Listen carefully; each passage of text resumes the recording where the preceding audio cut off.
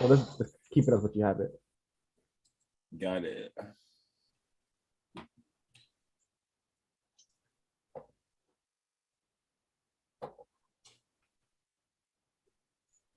Okay.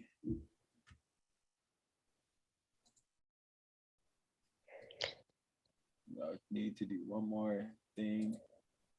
And let's make sure if we're not speaking, we have our mics muted. What's that?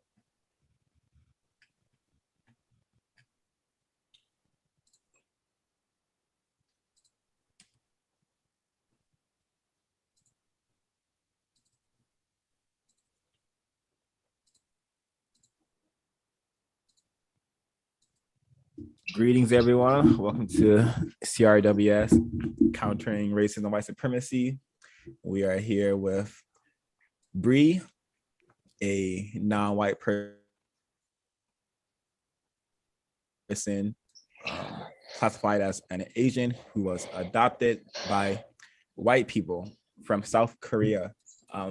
This broadcast, CRWS, is dedicated to motivating and teaching people about the system of racism, white supremacy, what it is, and how it works, so we are able to develop an effective number of non-white people who will replace the system of white supremacy with a system of justice by guaranteeing no one is allowed to be mistreated and those who need help receive constructive help. So getting started, Bree, do you have a definition for racism, white supremacy that you go by? A definition of racism and white supremacy. We use those words as synonyms, so it's not racism and white supremacy. Oh, okay. Racism, white supremacy. Okay, gotcha. Got it. I have to think about that. I haven't really thought about that in a while. I mean, for me, it's like a system set up in place to, I don't know. Let me think about that. A system set in place to like help. I don't know how to answer that. No worry, I'm going to share with you the definition that I use. And, okay. And I want to know if you would agree with it. Okay, that works. So racism, white supremacy is a global system where people who classify themselves as white are dedicated to mistreating, dominating, and subjugating everyone in the known universe who they classify as non-white. Do you think that such a system exists? Absolutely, 100%. All right. And this system is maintained by keeping non-white people confused, silly, and doing behaviors that can best be described as stupid and pitiful. So that is the current planetary arrangement that we are all suffering under, especially those classified as non-white. And the people most to blame for this system are, again, people who classify themselves as white, but more particularly people who classify themselves as white and they believe in and practice white supremacy, racism. So I'm gonna go ahead and throw it at you. All right, perfect. Thanks for that beautiful definition of racism, white supremacy. I agree with it as well. Nothing beautiful about it, but the way that it was artistically put together is much to be appreciated. So, Bree, I would love to ask you to tell us a bit about yourself, your racial classification, and where you currently live. Okay. I am Asian American, and I currently live in Ohio. I grew up in mainly Washington State and Idaho, and just moved from Southern California. Okay, and you are a adoptee, correct? Yeah. Can you tell me a little bit about that? So I was adopted at 3 months old from a family. My family, adopted family, lived in Idaho at the time, and this super, super, super conservative white Christian family, and I was the oldest because they adopted because they couldn't have kids, and then they adopted again from Korea, my younger brother, and then my adoptive mom got pregnant. So I had two younger brothers growing up. Um, and it was a military, my dad was in the Navy for most of my childhood. So we lived in military towns too, which where I think a lot of the conservatism comes from also.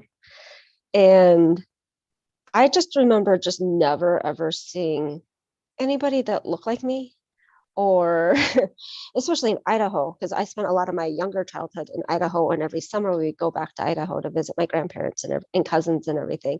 And I just remember just like looking back even now at childhood pictures and stuff, like my family was like blonde hair, blue-eyed, white.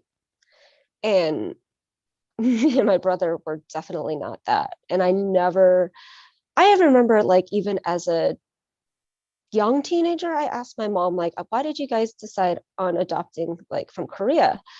And I don't know, I don't even remember exactly this, like the whole reason, other than I do know that it was just at the time, like in the 80s, it was super easy to adopt from Korea because they just saw it as a market, this whole baby boom of, oh, come save babies. And I was adopted in this whole entire era of that was just what was happening. And South Korea actually kind of set the whole um map out of how like international adoptions just in general are today.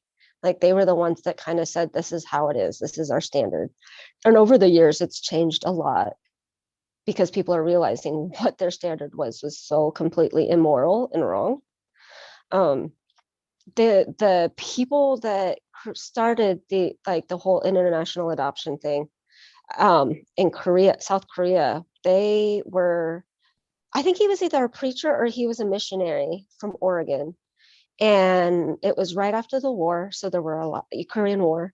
So there were a lot of orphan babies and um, just unwed mothers that were getting pregnant. And so he saw this whole need for babies to be adopted out.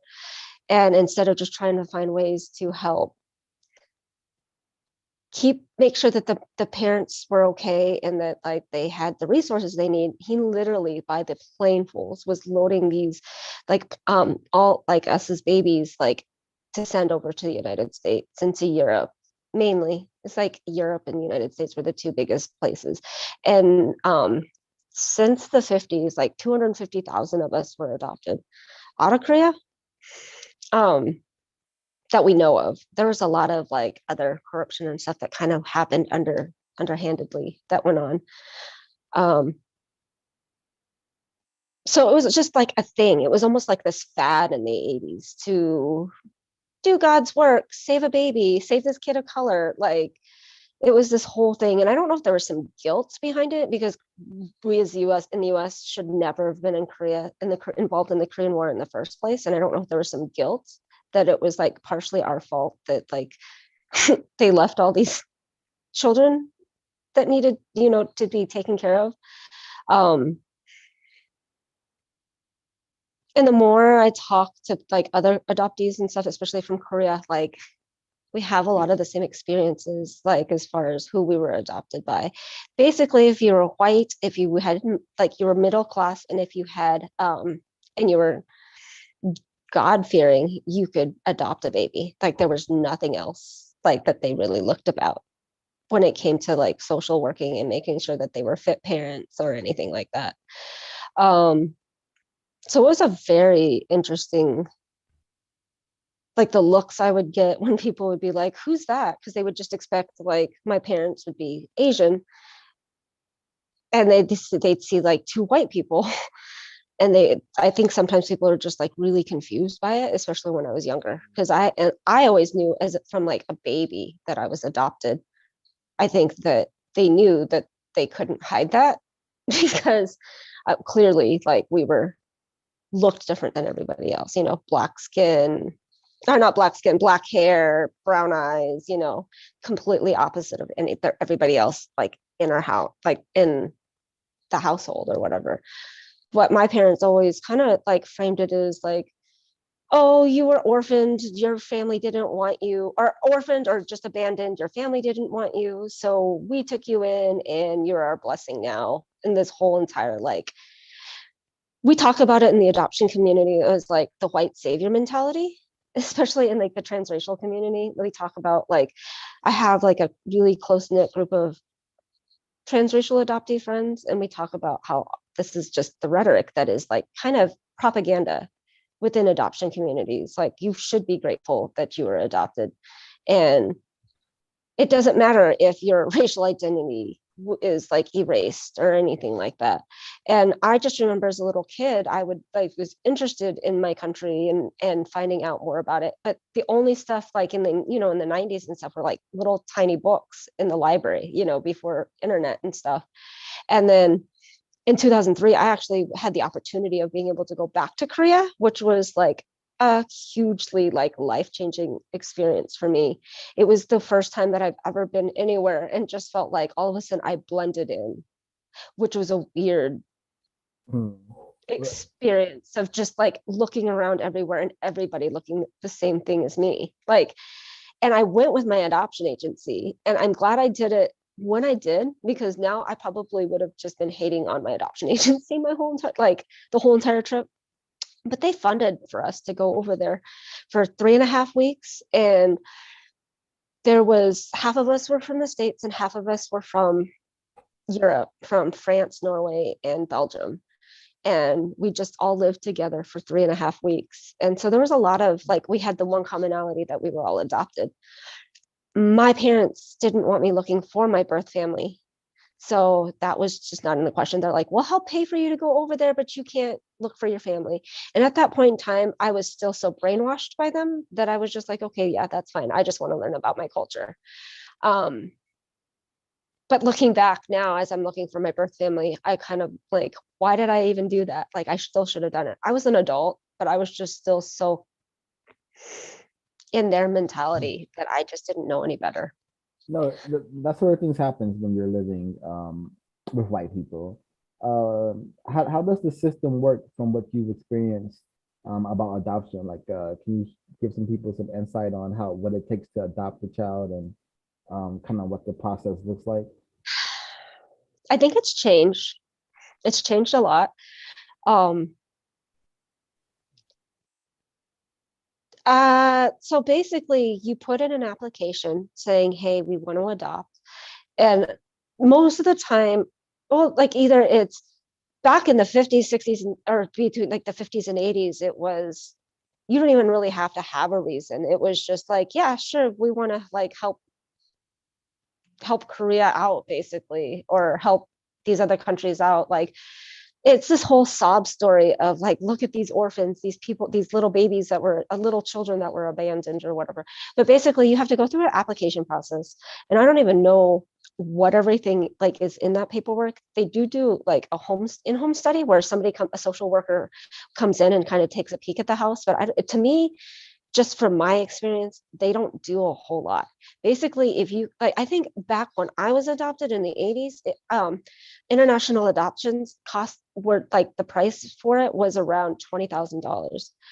I think it's gone up, and it's like now to adopt out of internationally, it's around like 60,000.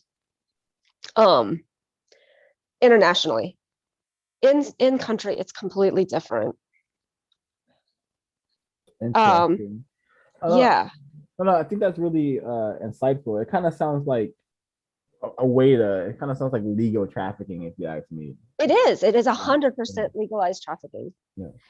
100% that way. And like even it's to the point of where like I'm in these bigger Korean adoptee groups, and we talk about like what the adoption told us about our birth stories, and some of them are almost word for word the same thing. So then it makes you stop and think like what actually really happened. And as like people as we're, because now we're all adults, so now we're like on this mission to find our history, and we're finding out that like there was a whole bunch of like coercion that would happen. I've got a friend who her birth I think her birth mother passed away, and the birth father was just struggling like being a single dad, and so he went into somewhere to look for resources for help, and he thought it was going to be like a foster, like just temporary help, but they tricked him into signing paperwork to signing his rights away to her, and she came into the States. Like they sent her to the United States. Or there was another story about how actually it happened a lot where even parents would go into the hospital to give birth, but then the hospitals would lie to them and say, I'm sorry, your baby died.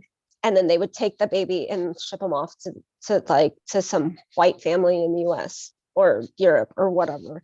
So it was definitely, especially out of Korea, and there was a lot of corruption and a lot of trafficking. And I mean, to this day, like I'm like 100% like as adoption is as a system now, I'm against it just because of everything that I've seen, all the stories I've heard. There was just a story that crossed my news feed about how a family from China, they just got reunited with their child, and the parents never stopped looking for it. Like the child got lost in a market or something like that, and then so they just snatched the child up to send him off for adoption, like without even like making any proper efforts to try to find like to find the parents and stuff. And unfortunately that happened all too many times, like too much. And in South Korea, being a single mom is like the bottom of the bottom. Like single moms are not seen as almost humans there. They're treated like horrifically. They're not given any resources to be able to help keep their children. Like it's awful. Like they just almost encourage it. Like you don't want to do you want to give your baby up. Like you can't do this alone. Like there's all these rich white people in America that will be able to give your child a better life. Honestly, I think that's what a lot of it, like I know that happens a lot in Africa. That's the narrative that happens, is like if you like look at Sandra Bullock and all of these like movie stars that have adopted kids from other countries, like what parent, and I could see like birth parents that are living in poverty being like, okay, this could give somebody a better life. But then you hear these stories, once they get into those families, those like adoptive families cut the birth families off, so they don't ever have any ties to their connections or anything like that. And it actually got so bad that Ethiopia just recently shut down their borders for international adoption. They won't allow them because they're like, you're not teaching, like keeping culture within your kid, with our kid, our children. You're abusing them, because there's so much abuse that happens within adoption and foster. I mean, the foster care system is so close behind all of this too. They go hand in hand when you look at how the systems are. Even in from what I've found too, is I've been talking to more domestic adoption, like people, like there's a wait list for white kids, for white families to adopt white kids. So that's why kids of color are so easily snatched up by these white families, because Bree, when you say kids of color, do you mean non-white non-white children? non-white children. Oh, I was just clarifying. I didn't really Yeah, know. yeah. Non-white children. Okay. It's a whole profit. Like we were doing the math on for just out of South Korea alone, and it's $1 billion industry. Wow. Like Interesting. it's insane. So as long as you have the money and you can afford it. And the crazy thing too is another part of what's another big issue that's coming up with all of this is a lot of the like back in the 50, like between the 50s and then I think it wasn't until 2000 that anything was put into place to where when people adopted from internet like Korea or any internationally, they would have to it's within the paperwork of actually naturalizing the child, so the child's a citizen of the United States. Now, back in the 70s, 80s, 70s and 80s, a lot of Korean adoptees, they were so just rapidly like just shipping people or rapidly shipping babies off that they weren't making sure that the parents were given the right resources to naturalize and have their own kids become citizens. And so like now in the world of everything's about like immigration and all this stuff, you know, right now, like these people that have been spent like 30, 40 years, 50 years in the United States are getting deported back to their birth countries because they were never naturalized. And then it's fucked up too because a lot of these people, it's the loophole with all of that is first they get incarcerated, and then that kind of triggers, oh wait, they're not citizens, they're going to serve their time, so we make money off of people being in jail, and then they're getting sent back to their countries, like they're just spit back out. And I personally like am friends with somebody that happened to. Like he was never he was never naturalized, and then it was either, yeah, I think it was him. He actually he had asked his adoptive family was just really abusive to him, so he had left them. Like I think he ended up getting put into the foster system even, and he had asked his adoptive family, can I have my stuff back that I came back from or came over with when I was a baby? And it was, you know, like little clothing out like stuff and just mementos that's all we have like of our motherland. And they said no, so he broke into his parents' house just to get that stuff back, and they pressed charges against him and he went to jail. And then while he was in jail, they found out that he was undocumented and they deported him back. Tragic. Even though he'd been spending here for like, you know, had spent 30 plus years here. Wow, very, very tragic. I'm sure that happens a lot. I'm sure there's a lot of mistreatment from the parents on the children Oh yeah. adoption sector. I wanted to ask another question. Mm-hmm. So I understand that you were essentially raised by a white male and a white female. Mm-hmm. So what did you learn about Black people from your adopted parents? What did they tell you about Black people? Not much at all. I don't remember them ever teaching me anything other than like what I learned in school, you know, but like from my parents directly, nothing. Like it was just almost like, oh, this other group of people kind of like over here. I don't like none of all my friends growing up as a kid, as a child, were white. Like they expected me to date white, and I don't like, I don't remember that. I remember when we talked about my mom, I think I was 5 or 6, or I might have been like around 6 or 7 when she and I had this conversation. And like, I remember it was like yesterday, we were talking about skin color. And she was telling me, oh, we don't look at race in this house. We treat everybody the same and everybody is equal. And I just remember even being that young and just being like, this doesn't make any sense. Like, I don't understand. Why wouldn't you celebrate that? Like, there is vast amounts of different diversity or whatever. But I just remember, I do like, as I started getting into high school, like looking to go college and stuff, like they were just wanting me to go to predominantly like white areas. Like everybody like was, I don't remember them specifically. I think they were just very covert racists, if that makes sense. Like they didn't want to come across like that they were racist, but they definitely had their tendencies. Is that like, So yeah, they would totally be one of those people that say, oh, racism doesn't exist today type of a situation, like that kind of mentality. have you ever witnessed them mistreating non-white people? Yes, absolutely. How so? How so? And what happened?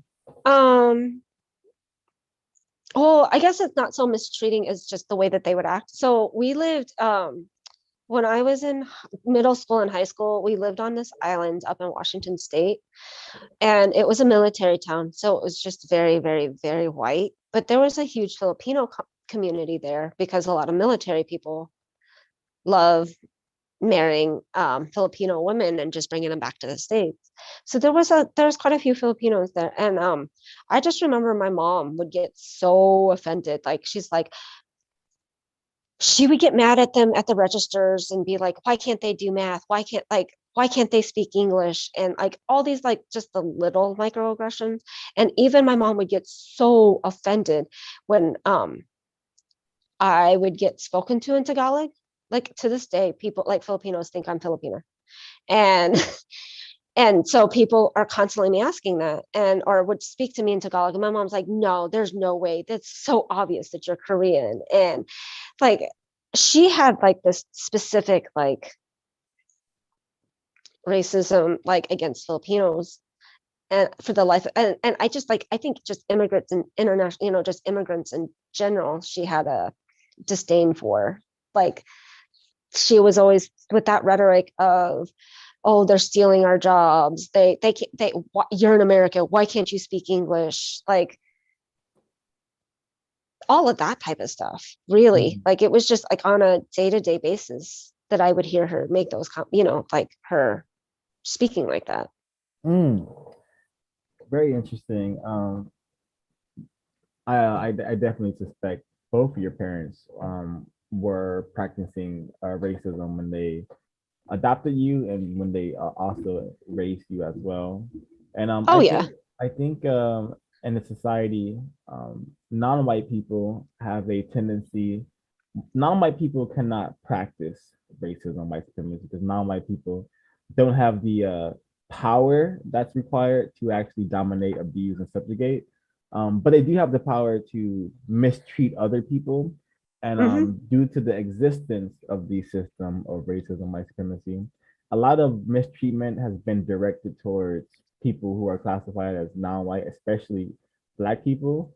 And I've witnessed throughout my journey on planet Earth that everyone um, in their life basically has to go through a phase where they mistreat a Black person. So my question to you is, have you ever mistreated a Black person? And if so, what made you mistreat them?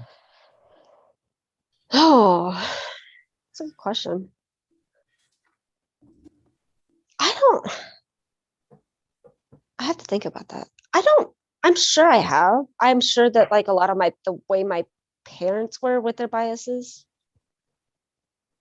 like until I started kind of coming out of that and I stopped talking, like I cut off communication. I don't talk to my mom.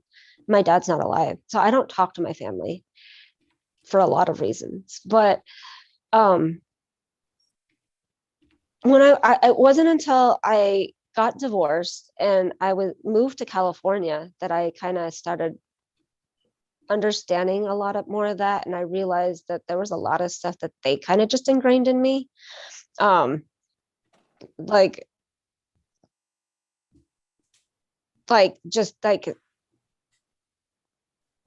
I don't even know if I mean I can't think of anything like specifically that I've ever done or said or but I know that like as a teenager and as a young adult, I'm sure that I did, and I Have you didn't ever had realize at to the time.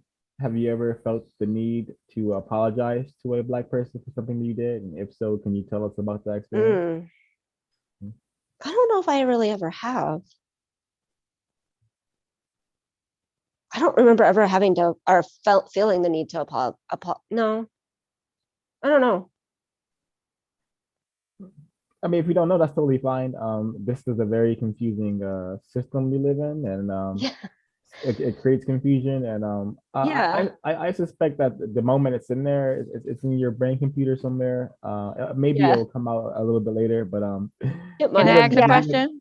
oh yeah, of Can I course, be Miss. heard? Of course, you can be heard, Miss B. Please ask the question. Hi, Miss Bree. Have you ever made fun of or mocked a non-white person? Made fun or mocked or not one. No, I've never been one of those people to make fun of people because of race or cultural. That's just never been in my, that's just never been me. All right, very, very, very interesting. I I have think a clarification question. You said you were adopted at 3 months old. Yeah. All right. And do you speak any other English languages besides English? No, I've been learning Korean. I know a little bit of Spanish because I had to take it in college or whatever, but I've been off and on. I've been trying to learn Korean. okay.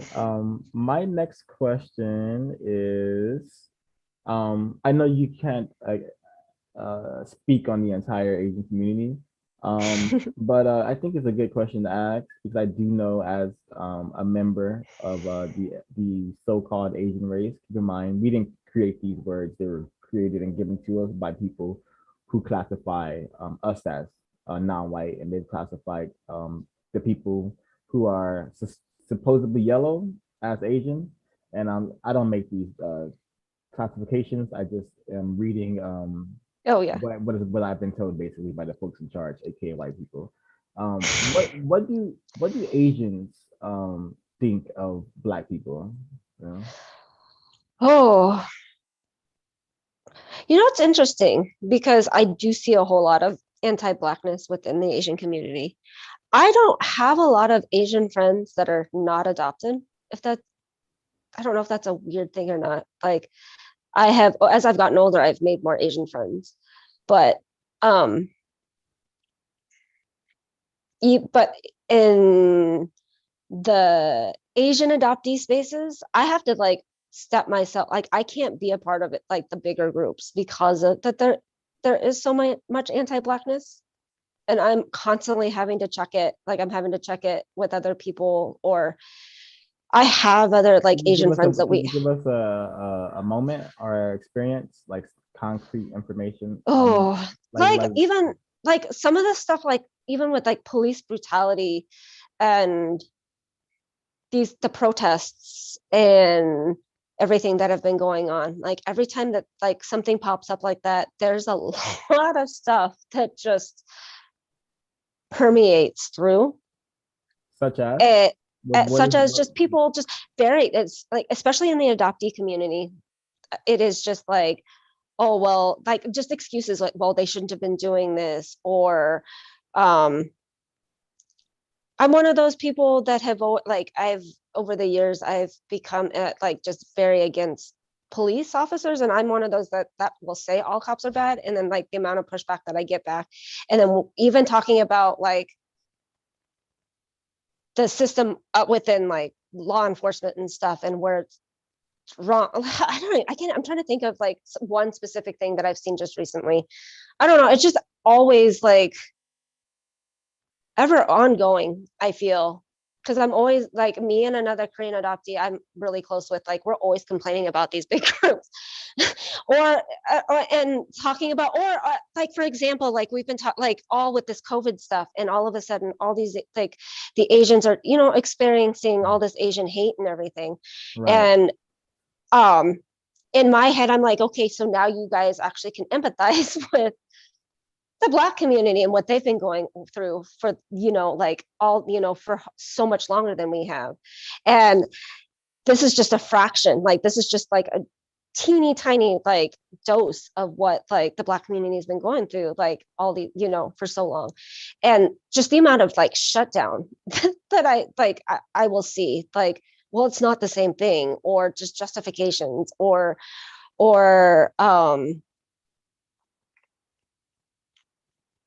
even something just as simple as, I guess it's not so much being anti-Black, but like just talking about how like different, communities and different cultures have like stolen from the Black community, like Black culture and everything.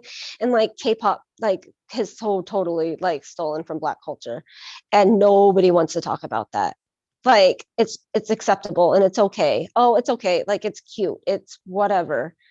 Like, Interesting. I think so I have I think I have some information that I got from another Asian associate, and I kind of want to go down the list and ask Yeah. if this is true on from your perspective.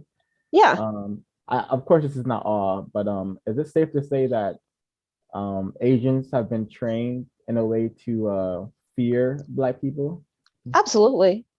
And is it safe to say that Asians classify the majority of Black people as a threat or criminal elements? I don't know about, I don't know if majority. I think some of it's shifting, but it's definitely there. I feel like the Asian.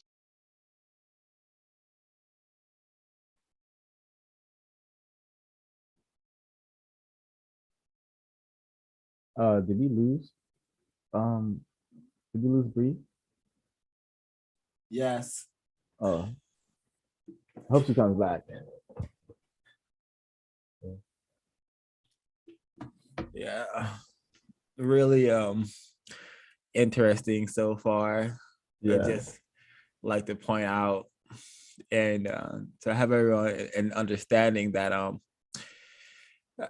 communities.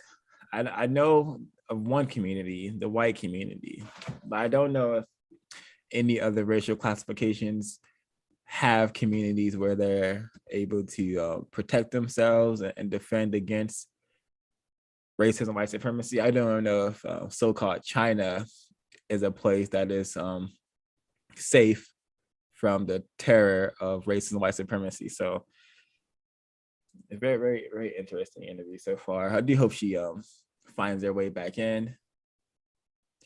But excellent job, Sid, so far. Thank you, Ophi. Excellent job to everyone who's in the call at the moment. Let me go ahead and see. Greetings to the chat. Greetings, still learning. Tevin, Kamaria. Let's see. Some questions from the chat that I hope we were able to ask. This is from Still Learning. Is harm or mistreatment perpetuated by an individual white person most accurately an act of racism, power means method, or bigotry, individual belief by the group? Oh, this is another good question. Ask what jokes has the guest heard about Black people within the Asian community?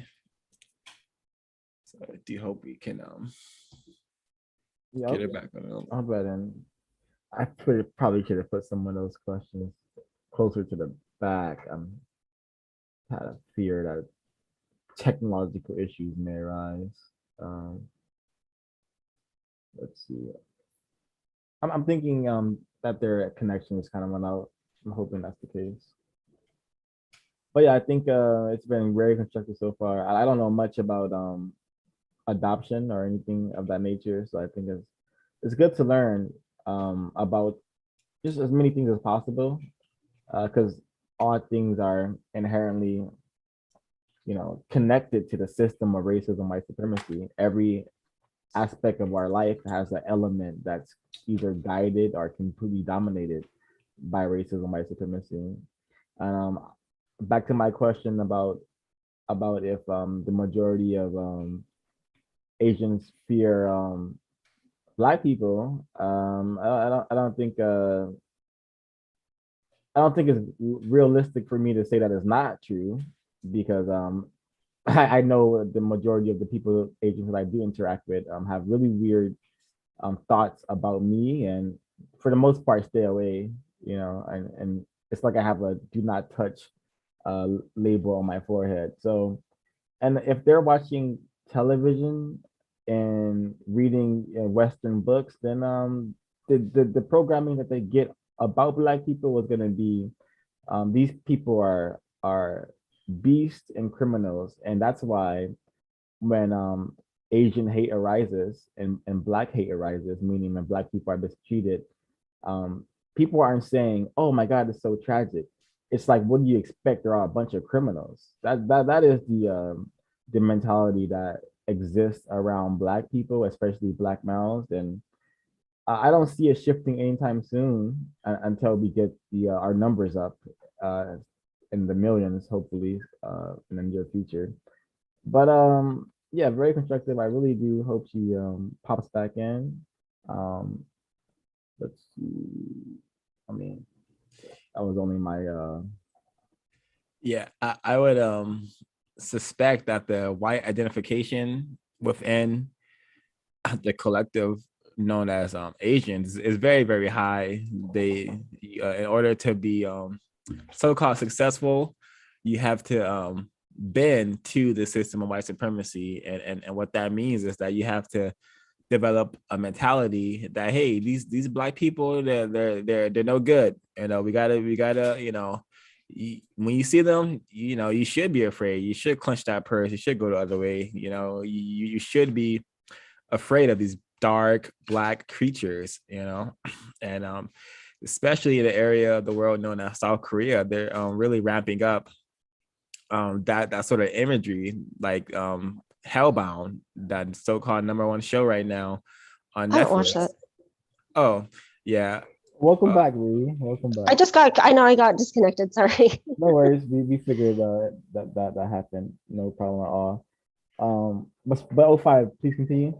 Yeah, yeah. oh yeah, I was just saying that show, the Hellbound, that should be an indication that they are wanting the people known as South Koreans over there, they want them to definitely be on program by being afraid of black creatures, black things, especially black Mm. people. Why else would you have a show called Hellbound featuring a bunch of big black beasts from hell? And then I was watching a white person talk about the show, and he was literally saying black, he used the words black abominations and black monsters.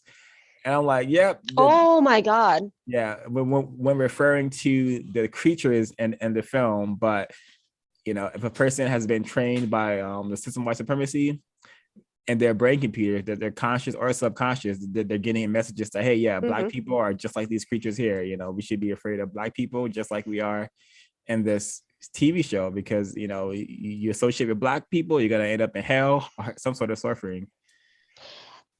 Yeah. There's a YouTube channel that I follow. Like my boyfriend put me onto it. It's called like the Black Experience, and it talks about like black people living in Asia and their experience over there. And it's really sad because there is so much in Asia itself, like directly in Asia, there is so much anti-blackness and so much racism that happens. Like, it's interesting. Like, so stuff like that. I haven't even watched the show, so I don't. That's really interesting that somebody would even use that as a reference. It's like the little subtleties like that, though, that are constantly being fed into, using media, especially. Totally. Media definitely does a great job at making it harder for black people to stop being mistreated. So let's keep moving along. Let me take care of a couple of questions from the chat before they pile up. Okay, of course. So this is from one of the participants from the chat, still learning. He wants to know, ask what jokes has the guest heard about black people within the Asian community. Oh, I don't know if I just never have been within the Asian community deep enough to be around that, I guess, if that makes sense. Yeah, understood. And he also, if the guest ask her if she is familiar with the derogatory term banana as applied to the Asian community. Yes. And if so, ask her to explain what it is / means. Yellow, like the continent, like everybody, the Asians being yellow and then just being white on the inside. Having ideals and just supporting the white mentality. Like it's very much used within Asian communities, like calling somebody a banana because they're so quote unquote white, like not Asian enough, or That's really interesting because it allows me to understand that Asian people, so-called Asian people, they understand that they have been classified as yellow. White people call them yellow, and they also understand that they have been made somewhat white on the inside, meaning white identified, meaning that they think more like a white person and less like a non-white person. That's really, really interesting. Mhm. I know I see it used a lot within the adoptee community because we were raised with by white people. So, you know, and majority of us were never put in connection with our culture until we're an adult. So, I know a lot of Asians that they hate that. Like they don't like using that term. And then other people are just like, okay, that's cool. Like it is what it is. But I don't like it.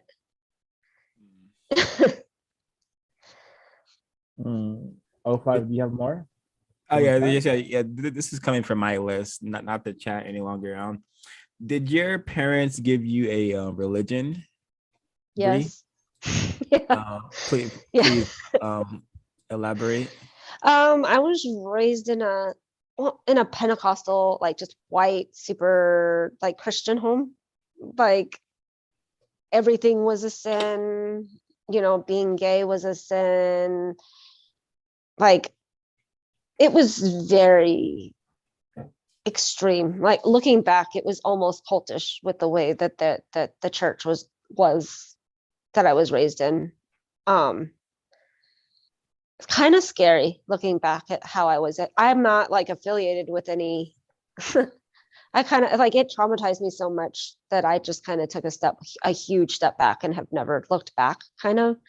Um, it was a white church too, so it was like me and my brother. There was like one or two other Korean families, and then there was like maybe one or two Black families there, and then that was it.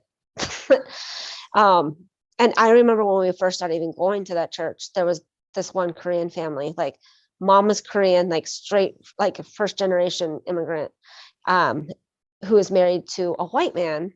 And so they had mixed kids. And my mom's like, oh, here's a Korean family, get to know them. And just shoved me at them because they had a daughter and son that were around my age.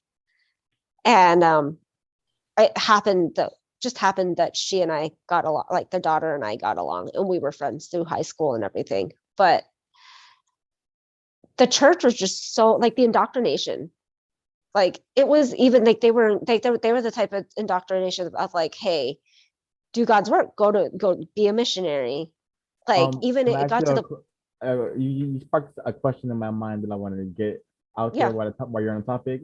When you were praying, in your mind, who did you imagine God to look like? Or if you were praying to Jesus, what did Jesus look like? The You have white like Jesus, the white Jesus that was like in okay. our Bibles and in the kids storybooks. And my parent, okay, so I guess this would answer like a little bit more of like even the past question. My family was so religious and so conservative and so like in their like with their religion that we weren't allowed to watch Disney movies. Now I understand Disney movies are a whole like problematic thing in its of itself for other reasons, but I wasn't allowed to watch Lion King because of African spirituality.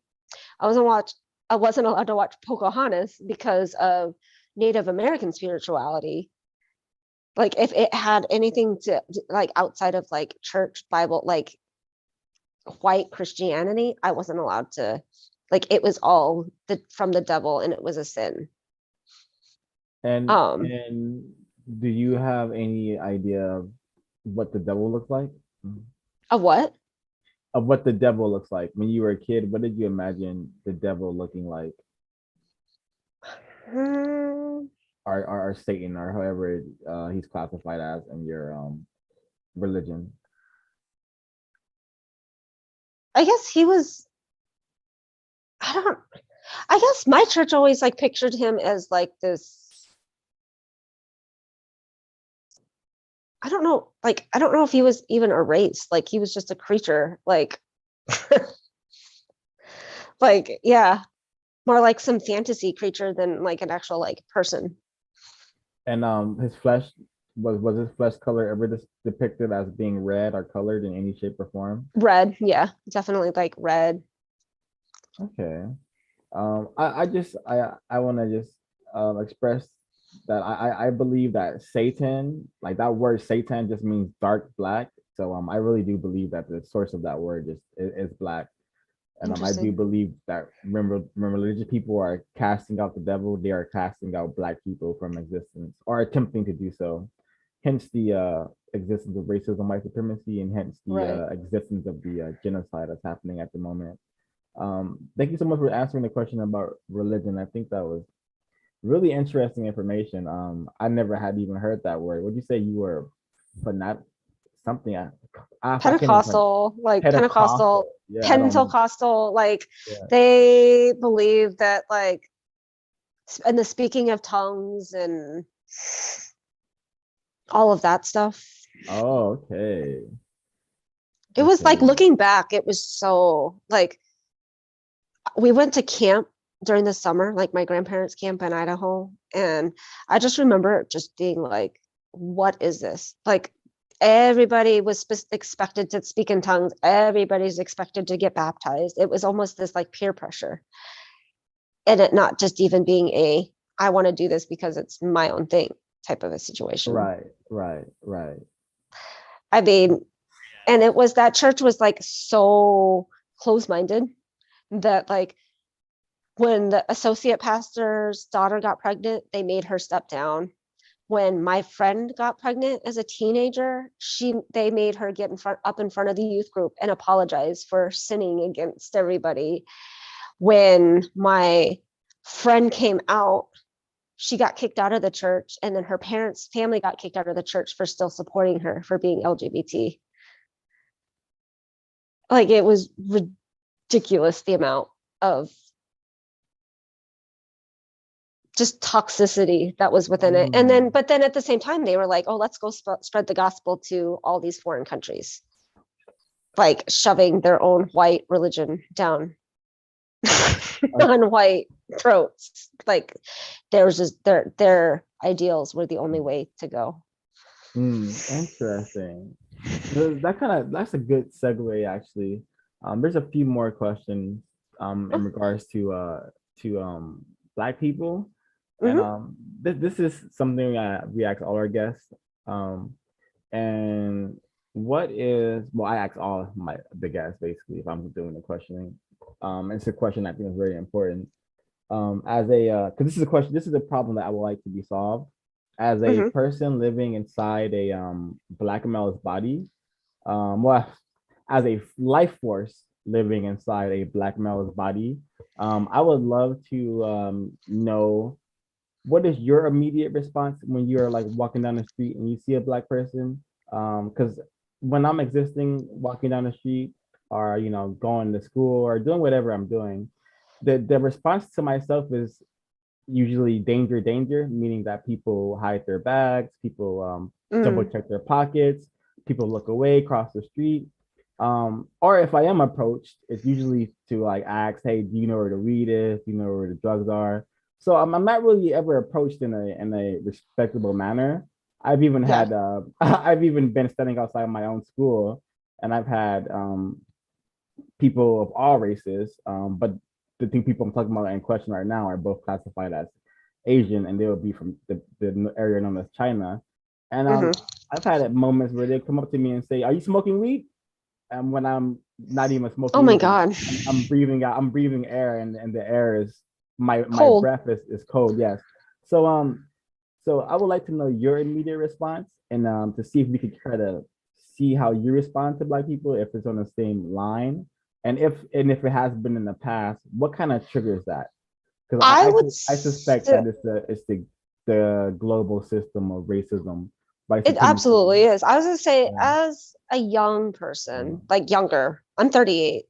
As a like teenager, like going into like coming just like young adult, I would say that maybe I felt more that way. And I know that was just indoctrinated to me because of my family, like unspoken kind of like. But it's interesting because I didn't even really find my Asian community, Korean adoptee community first. Like actually, while I was in San Diego, I found the Black community first. Like all my closest friends were Black. Like just as I was unpacking racism and learning about racism and learning about like living in a white household, being a non-white, you know, a non-white person. So I feel like it was I had a weird experience with like kind of where to get to where I am now, if that makes any sense. Like I felt more community within the Black community than I did within the Asian community for the longest time when I was in San Diego. So, but I know that like there were things like even like the clutching the purse or like crossing the street or not driving through certain neighborhoods because they're the quote unquote hood. You know, when I was younger, that was definitely a thing. Like looking back now, yes, absolutely. That can definitely like contributed to that. Have you ever been with groups of people and you saw them doing that?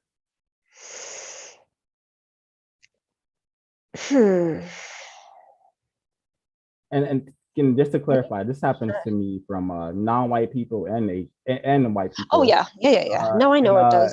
That's that the system of racism, white supremacy is so strong that even Black females, the reason why I'm able to exist and breathe air, is they see me and they're like, oh, let me go ahead and get away from this basically essentially this n-word, and that's because of the force.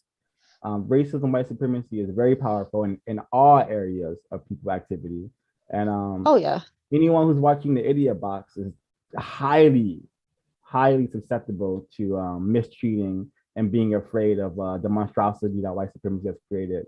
Absolutely. I just got a couple of questions from someone who's unable to have technology. Okay. So the first question is really interesting. I think it's a really good question. Hi, Have you Tracy. Sorry, it's working now. I'm able to answer the question. Sturt? I don't know who that Sorry. is. Yeah. Sorry, Seth. I'm able to answer the questions now. My phone is back on. Oh yeah, please do. Please do. Thank you. Yes, this has been amazing to listen to the details of what you've experienced, and especially the military aspect of you mentioning that a lot of militaries will bring back Filipino women and marry them and you see them in like your compound. First of all, I wanted to ask, how did that feel? And then I'll ask this. How did what feel? How it felt to have see lots of Filipinos, so basically Asian counterparts in the same environment as you, but not feel attached to them in any way, and then see them attached to white families or settings.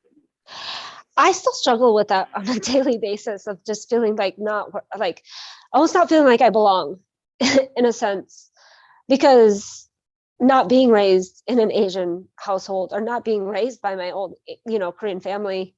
I know there's so many like traditions and just language, listening to Korean just comforts me, even though I don't understand it. Like, and it's interesting because even more specifically as a Korean adoptee, like you talk to Koreans, they'll be as friendly as can be. You tell them that you're adopted from Korea, and it turns off.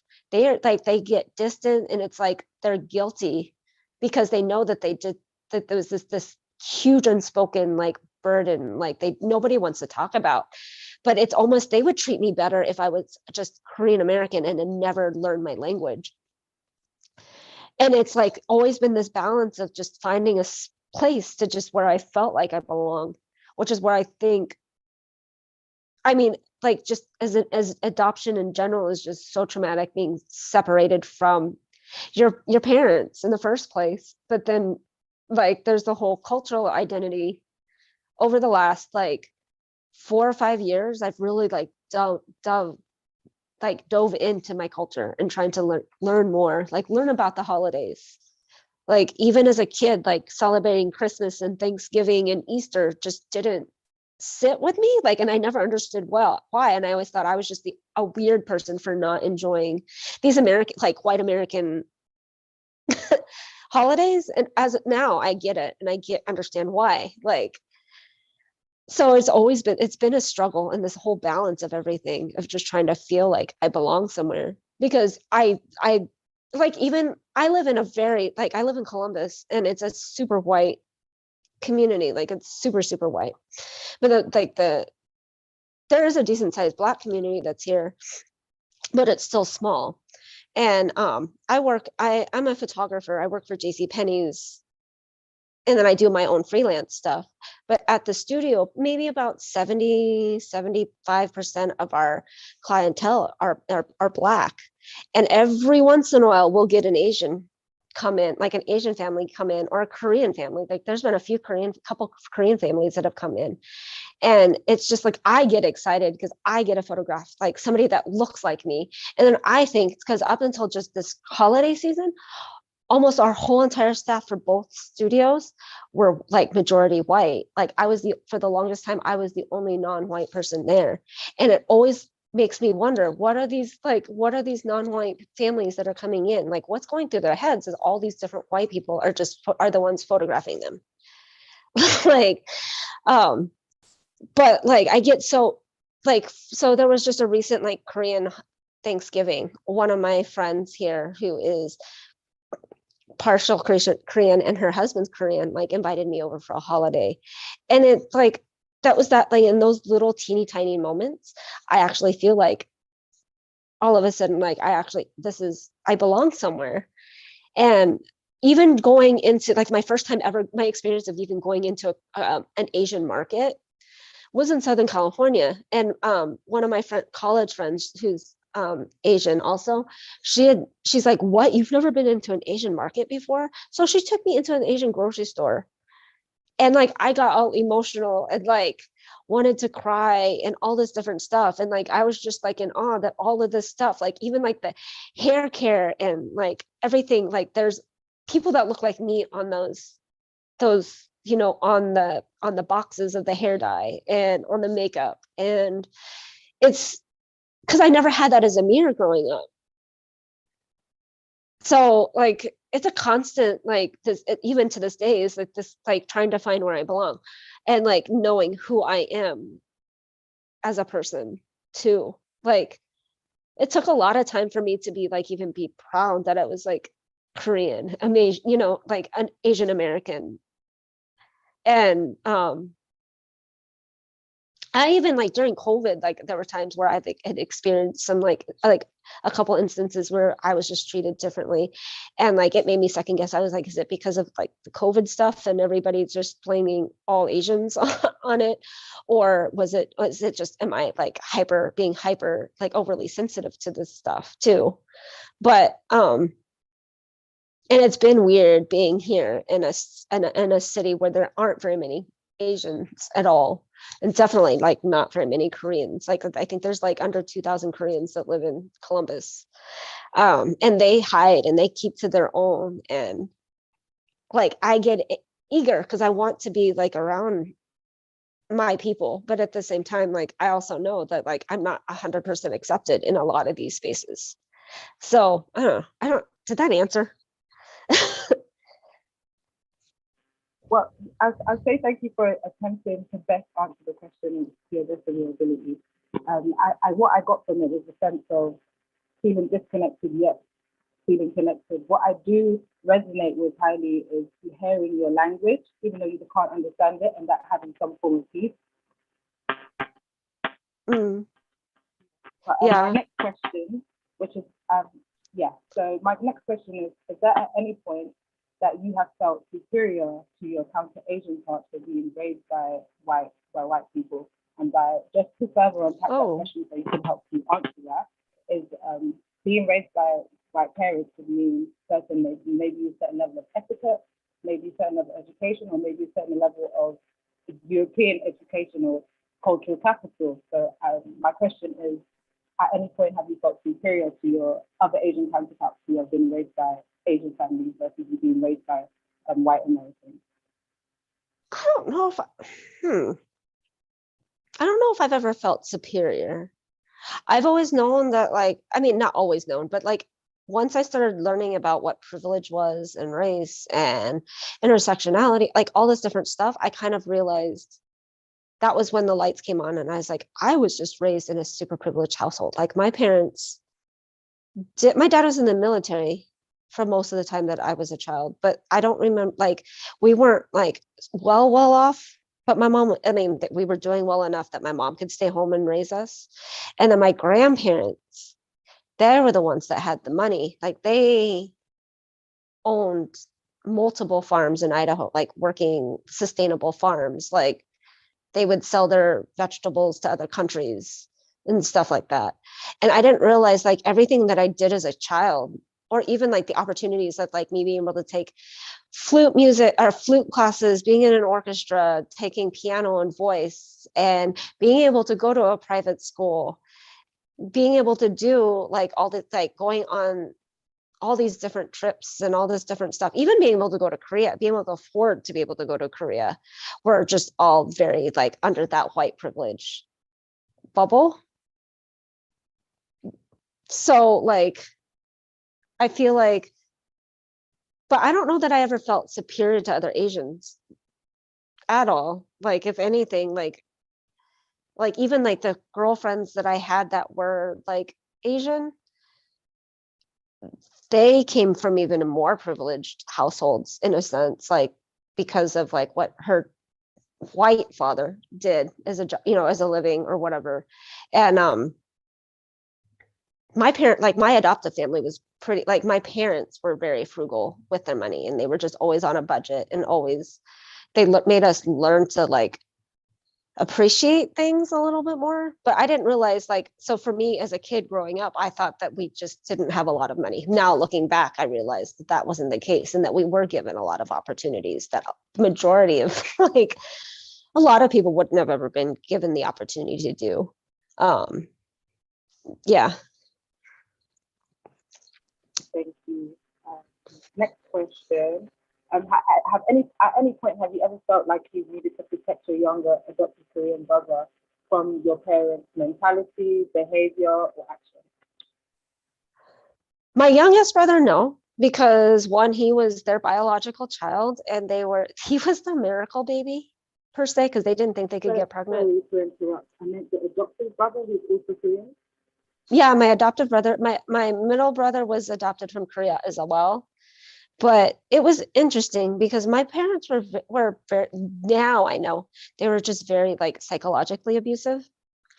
And because I was the only girl and I was the oldest, I got the main end of it all. And so my middle brother was like kind of basically their star child in a sense. He passed away when he was 15. So he was in 2014, no, 2013, he passed away from cancer. And so he was always put up on this pedestal of greatness. And I think some of it was just, I kind of just always, as like, even as a child, I was seen as this rebellious child. And I think a lot of it was just me fighting back, not realizing I was fighting against the system and fighting against what didn't feel right to me. And to them, they just thought I was this rebellious problem child.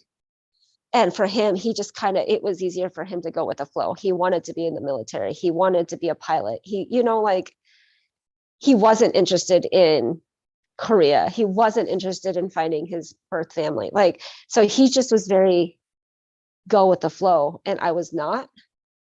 And so that turned me into being this whole like Can to I this day. quickly ask a question? Just clarifying question. Yeah. The person who passed away was non-white Asian male at 15 years old. Yes. Yeah. And Or 17. He was 17. 17, and this is someone who embraced Western identity and Western views. You said he wanted to join the military and become a pilot. Yeah. All right. Yeah. Okay. Yep. Interesting. All right. All right. Please continue answering Miss Nebula's question. Okay. Yeah. So it was a weird dynamic, the family dynamic, because I don't talk with my family now for like a gazillion different reasons. Like there was like years ago, I had posted something on my Facebook and it was a public post and it was talking about color blindness. And in that whole, like there was so many comments and stuff, like it came down to, we were talking about how color blindness was a form of racism. And then one of my friends was like, well, your mom was racist. And I was like, yeah, I know. And then like my mom and I don't talk. And she slipped into my DMs and there's just, I'm not racist and this is why. And she literally bullet pointed the reasons of why she wasn't racist. Like she wasn't racist because she kept my Korean given name as my middle name, even though it was mispronounced and they never figured out how to pronounce, what it meant. They like, and then she was like, oh, we sent you to Korea so you could learn about your culture. Like it was just very like convoluted, like just I don't know, like typical white people when they don't want to be called racist. Like, but this is what I did, this, and this, and this. And I'm just like, okay, there's a problem. If you're having a bullet point number the reasons of why you're not racist. Like, so we don't talk. Like I don't talk to my mom and I have no desire to talk to my mom because I mean, but there's a whole lot of other reasons why she and I don't talk. But like she called me racist for supporting anything against like Black Lives Matter, like anything like that. And that was like that was more recently, like in the last like 3 or 4 years. And she was like, oh, I'm so disappointed in you and that you're like indoctrinating your daughter and all of this, and basically calling me a bad parent for teaching my daughter to be anti-racist. Like really is what it came down to. And we don't talk. We don't, like, I don't communicate with her. I don't feel like I need to. I don't like, because if every time I do try to talk to her about anything, I just get gaslit and told me, no, that's not how it is. Like, that's not what it is. And why put myself through that? Like, it's not worth any of it. But I definitely got like the end of everything. And it's interesting because growing up, my dad had a temper, but now looking back at the way that the family dynamics was, it was my mom that was like the one that was the controlling, the abuser, that kind of like dictated what was and wasn't okay, even with my dad. And I just happened to be the only girl. And I think that a lot of it comes down as far as like my mom, like just putting pieces together. I think she was disappointed that I didn't become this like quiet little Asian woman that was just ready to go get married, because that's all she saw is like women were supposed to just get married and have kids. That was their job in life, was to be a housewife. And so all of that, like I just kind of broke that mold and I didn't want any of that. And I don't want, you know what I mean? Like I want to be able to find my own life for my, like define my own life for what I want, not what everybody else, like this is what you need to be and this is who you need to be. But I really do think that she picked Asian, like Korean kids because of the whole model minority bullshit that's out there that's saying, you know, Asians are smart, Asians are good at this, Asians are good at that. So that like they wanted to be able to mold us into their perfect little ideal children. And oh, they're Asian, so they're just naturally gonna, everything is just naturally gonna come easier to them. And I've talked to other adoptive kid, like Korean adoptees, and their parents are the same way, like treated them differently than they did their own biological kids. Like there was different expectations. Thank you so much for those questions, Mice. Very great questions, and thank you for answering them, Miss Bree. My next question. Oh, we got one more. Yes, please. Oh yeah, go for it. Thank you. First of all, I wanted to say, well, good on you for having the background to fight against that psychological dominance. Yeah, for real. And next, I find it very interesting, well, nerve-wracking, first condolences for your adopted brother to ask if you have to protect him in any way, only to hear the answer is that he's actually not in this world anymore. So, yeah, and so I find that quite interesting. And my last question is, at any point when you're in a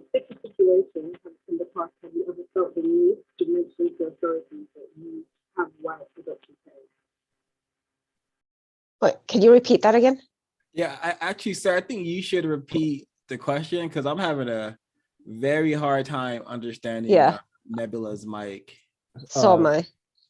I agree. Miss Nebula, is it possible to fix your Hi. mic or speak more louder or put the mic closer to your Yes, face? I can. Is this better now? I've hold the mic as Yes. close as I can. Yeah, because the first two questions to be completely honest, I only know what they were because I have them on a piece of paper. Um, Yeah, I handed it to so, him because I thought but it wasn't going to work. Mm. I apologize if my questions haven't come across clear. The question that I just asked, I think her battery died, but I think I do have the question right here. Um, and I actually have to find it. I do not have it, and I don't want to waste any time. So I think my next question was, and really brief. Has white supremacy made you afraid of Black people? Like currently? Or just like, no. Ever in your life, have you had harbored a fear towards people classified as non-white, Not non-white, sorry, non-white Black people? So people who are non-white, yeah, but primarily Black people. gotcha. Got it. Mhm.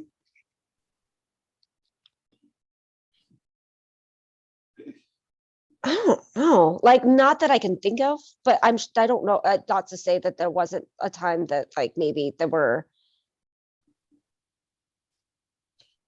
times where maybe I didn't know that it was direct, like a direct direct response. Does that make sense? Like,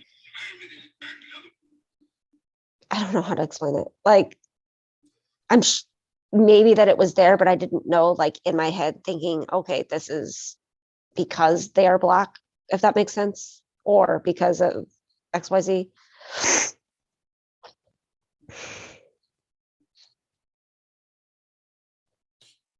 I'd like to ask, what did your kidnappers, so-called parents, teach you about white people, or what did you learn about white people through your Oh, so-called parents? so-called parents. I love it. Um, I don't remember them ever like teaching me that like they were a dominant race per se. Like you hear like more extreme situations of that, but I don't know. Like it was more around religion. Like I feel like all of everything that I was like taught was more, it was God and church focused than anything else. Which I mean, in return, like the root of all of it is like whiteness, like going, the whole like missionary, like spreading the word to other countries. And I don't know, there was just so much that like even in school, my mom was just so like against certain things that she would pull me out of classes for certain, like in English. I was homeschooled. I was in private Christian school and I went to public school, but like everything that they taught me, like there was a lot of stuff that I learned in college once I was down in San Diego, like years later, that I'd never learned about, just like within like just Black history, Native American history, Asian history, like that I didn't learn until I was in college. And I know, I mean, that's a pretty common thing, but I feel like because of the way my family was, it was just even more like narrowed in. So everything like was very church, like even our church, like homeschool curriculum was like Bible based. So like even learning about like slavery was just very like, oh yeah, this happened. And then we move on from this. Like they didn't want to sit and talk about it because you could tell it made them uncomfortable. Or anything like that, like in America's history, like it was just kind of, okay, yeah, this happened. Moving on. If that makes any sense. So But go ahead. I was gonna say, but I don't remember them ever seeing, like, I don't remember being taught, like, oh yeah, we are a superior race specifically, or I mean, white, the white race is like a superior race. Mm. Was there anything that you learned about white people simply from observing your so-called parents? Things you just learned through osmosis, like, oh, white people sort of behave in a way that is deceitful, or they're not really telling me the truth I need to develop into a constructive person. I don't know. I don't think so. Like, my parents just try to erase race out of everything. Like, even as like looking for college scholarships and stuff when I was first graduated out of high school, they were just like, no, you can't, don't apply for anything that's race based. Like, they really wanted me to focus on just academics. So like there was just a lot of race erasure, I feel like. Let's just not talk about race at all, because then we don't have to talk about the difficult and heavy stuff. So did you end up going to college? Years and years later, I went to college while I was in high school. My junior and senior year, I got my associate's degree. But I was like 16, 17 when I did that. And I graduated a high school and like the community college at the same time. Okay.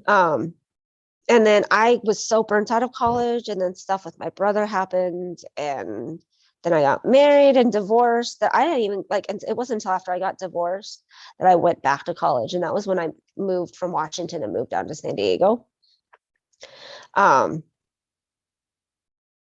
then I took a women's studies class, and then I just started, like, I was like, what is this? Like, this interests me. We're talking like that was where I really learned about like everything that didn't sit well with me as a Okay. kid. Actually putting like an academic, like putting like words to it. Like, I ended up, just because of unfortunate circumstances, never got to finish my degree. I actually failed out of college while I was in San Diego just because of an abusive relationship. Mm-hmm. But I still don't regret going to college, because just I learned so much about myself, and learned so much about kind of just like, that was where I kind of figured out like some self-discovery stuff, where I was like, because we were talking about race, we were talking about privilege and all this different stuff, and it just all started to make sense to me. Like, that was the first time that everything just, I felt like, oh, I'm not crazy. Like, and I was fun to something like was making friends that like had the same mentality, like that were in the same, areas. And then I was able to like learn more from them. And like one of my closest friends, like first friends at the college, were like a couple Asian girls that were part of like this feminist club that was on campus. But then I just took one women's studies class of another, and then it was just got deeper and deeper. And then I finally changed my major over to women's studies, just because it was just like, well, if I'm taking all these classes, I might as well, like, this should be my major. Like, just because it was, but I was taking them because it was just interesting. Like, I took 2 history, like American history classes, and that was where I really started learning about like the real history, American history. And like learning about internment camps and learning about like Native American issues that I had never heard about before, or just like all this different stuff. And I just soaked it all in. Like, it was a really good time for me learning. Like, that was really where I came into myself and really kind of started figuring out like more out like about myself and what my beliefs are. And I finally was able to pull myself away and realize that all these ideals weren't really my ideals. These were all like my white family's ideals. and that everything else, like everything that I stand for and I believe in, is completely opposite. And that's okay. Like, I don't have to be, bending to their stuff if that's not what it does. Yes, it works for them because they're part of that system. They are white, that they don't know any better. Like, but that same system doesn't work for me. And yeah. Okay, brilliant. Thank you so much for going into depth on that topic of education, and kind of, I feel like as non-white people, all of us have a moment where we realize, okay, I'm actually not crazy. Something's going on. That a similar thing happened to me when I was at the University of California, Berkeley, getting my bachelor's. I took a class on education, and I was learning how pedagogy is geared towards maintaining the status quo, which is code for the order of business, aka racism, white supremacy. And that's a good way to segue into our my next question. And I would like to just have the room so I can get through some of my questions, because I do want to complete all of mine, and we're about less than halfway through. So I'll keep them really brief, and I'll let you respond, and then I'll move on to the next one. Have you ever been in a relationship with a white person? With a white person? Yes. Yes. My ex-husband was white. Okay. Can you explain the situation? How's that going? And if it was of constructive value? Oh God. I was pregnant. We were dating. Ironically, he's from Ohio too, but he's in the Navy, and my parents loved him because I met him at church. And then I got pregnant while we were dating, and then my parents basically put me in a corner, or my family and his family were just like, do the right thing, get married. That didn't go over so well. And I kind of just realized that was during that marriage, I realized that, like, being the housewife, and he was doing all sorts of shady stuff, like within the military, like, because he's in the Navy. And just basically, I was telling my mom some of it, and she's just like, oh, that's just what it is to be a Navy wife. Basically, just look the other way. And I didn't feel valued in the relationship or When you in the say shady marriage. things, Like, he was just, wait, I just want to oh, clarify. I just want to clarify for the listeners as well. oh yeah. Shady, shady, is a word that has the word shade in it, and shade is associated with dark things, aka black things. So Oh, okay. when your white ex-husband was cheating on you, I suspect that's what you mean. You mean cheating. Yeah, Shady is and he was doing cheating, other right? stuff too. Like, literally, he was in another country, nearly getting kicked out of the country because he would rather support, like, his he didn't want to get his friends in trouble, versus he wasn't thinking about the fact that he had a wife and kid at home. Like, that was a whole thing. Like, they created some international affair in Dubai because of some of the stuff they were doing. Like it didn't involve people dying. No, like Oh, going into into clubs that they weren't supposed to, and then lying about it because they didn't want the other spouses to yeah. find out that Like what they were doing. during this arrangement with your ex-husband, you said you produced one child, right? We had 2 kids together. Two children. Mhm. Throughout this relationship, how long was it, first of all? We were married for 4 years.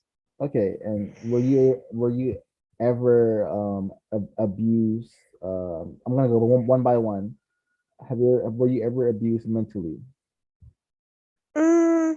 No, Okay. Were you ever abused physically? no. Were you ever abused spiritually by your ex-husband? Mm-mm. Well, Um, no. Mm-mm. do you, what kind of abuse would you classify cheating as? Oh, Uh, I don't. I mean, I guess it would be psychologically.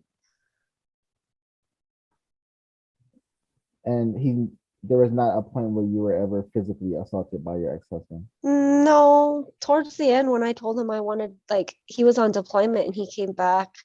He was on his way back, and he was basically saying, because I told him I didn't want to have sex with him because I was just done with him. And he just basically said, "You're my wife and I'll take what I want." And I said, "I'm not coming to get you at the airport. Like, and you're not coming to this house." And my mom went and picked him up and let him stay with her. But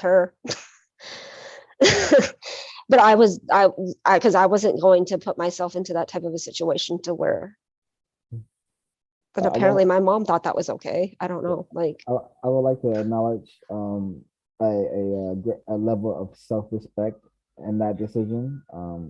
Understanding that you no longer wanted to engage with them sexually, and then putting your foot down is a very respectable thing to do, and it also demonstrates that you have some form of self-respect slash dignity.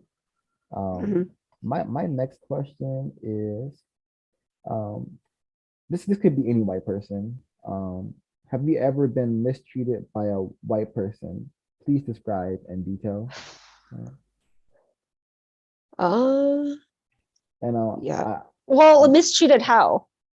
this could be mocked, made fun of, bullied, beat up, just mistreatment to me means made to feel less than or unworthy. So a moment where you were feeling fine and then, hey, I'm not feeling fine anymore, something just happened to me. Oh yeah. What's that thing that happened? Yeah. Yeah. Yes. That has definitely happened. Okay. Let me think if I can think of a specific example. Um, Well, while you're thinking, let me interject a question here, since yeah. you mentioned your marriage with a white person, and in the system of white supremacy, racism, that is just simply incorrect, and according to compensatory counter racist logic, whenever a white person has sex with a non-white person, that white person is actually raping that non-white person, because in the system, non-white people are powerless and have been classified as childlike people, and white people are the adults. So knowing what you know now, would you promote white people and non-white people engaging sexually while under the system of white supremacy? No. Um, when I divorced him and I moved down to California, I kind of made that realization, like had that epiphany of like, I can't date white people. And I And made that decision. you made your decision. You had that. What were kind of the thoughts in your mind when you came to that epiphany? Oh my goodness. Just kind of, I think it was too like while I was in college, like I was learning about racism and just learning about how everything is so intertwined into everything, and how, and even now, like as we're talking about all this, I never even thought about it because he won custody of both of our kids, and I haven't seen them in like 12 or 13 years, and I haven't spoken to them in about the same amount of time. And now like looking at it like from the whole, like where we're talking about it from all of this, like I see, like, because my mom even had a hand on all of that, trying to say that I was an unfit parent because I wanted to divorce him in the first place, and she testified in court saying that I was an unfit parent, even though that wasn't the case. Like he was the alcoholic, he was the one that was doing all this other stuff, but that's a whole, like, so I mean, I know it's kind of a side note, but now I'm just thinking about all of this, and I've never even thought of it from that perspective, that like they kind of just like them taking my children away from me totally was upholding like white supremacy like to its fullest. Like, um, yeah. Anyway, yeah, absolutely. What was the question again? I'm so sorry. I believe you answered it, but Okay. it was what was the epiphanies, like what were the thoughts in Oh your yeah, yeah, mind yeah. when you came to this to make this decision? Um, thank you for answering that question. And I I'm not sure if you answered or gave us a detailed explanation of a time you were mistreated by a white person. I feel like it happened. It's happened so many times, and I'm sure that there are times that I didn't even realize it was because I was non-white. I the most recent time that I can remember, that I can think of, um, when I was living in San Diego, um, my boyfriend and I were actually living across the border down in Tijuana, in TJ, just because it was so expensive in San Diego that it was cheaper to live down there. And so we had to cross the border every single day. And then during all this COVID stuff, it made it really difficult for us to cross over, or like even more difficult because they were limiting border crossing and stuff. And he had gotten his Century Pass, so he would drive over, he would drop me out. I mean, we would drive up to the entrance, and he would just drive through and meet me on the other side, and I'd walk through. And I've never had a problem with crossing over in the whole time that I was there. Like, we were down there for almost a year, and he was there over a year, but I was there with him for just about a year. And during the COVID stuff, like, this white lady stops me in the thing, and she starts asking me all these questions.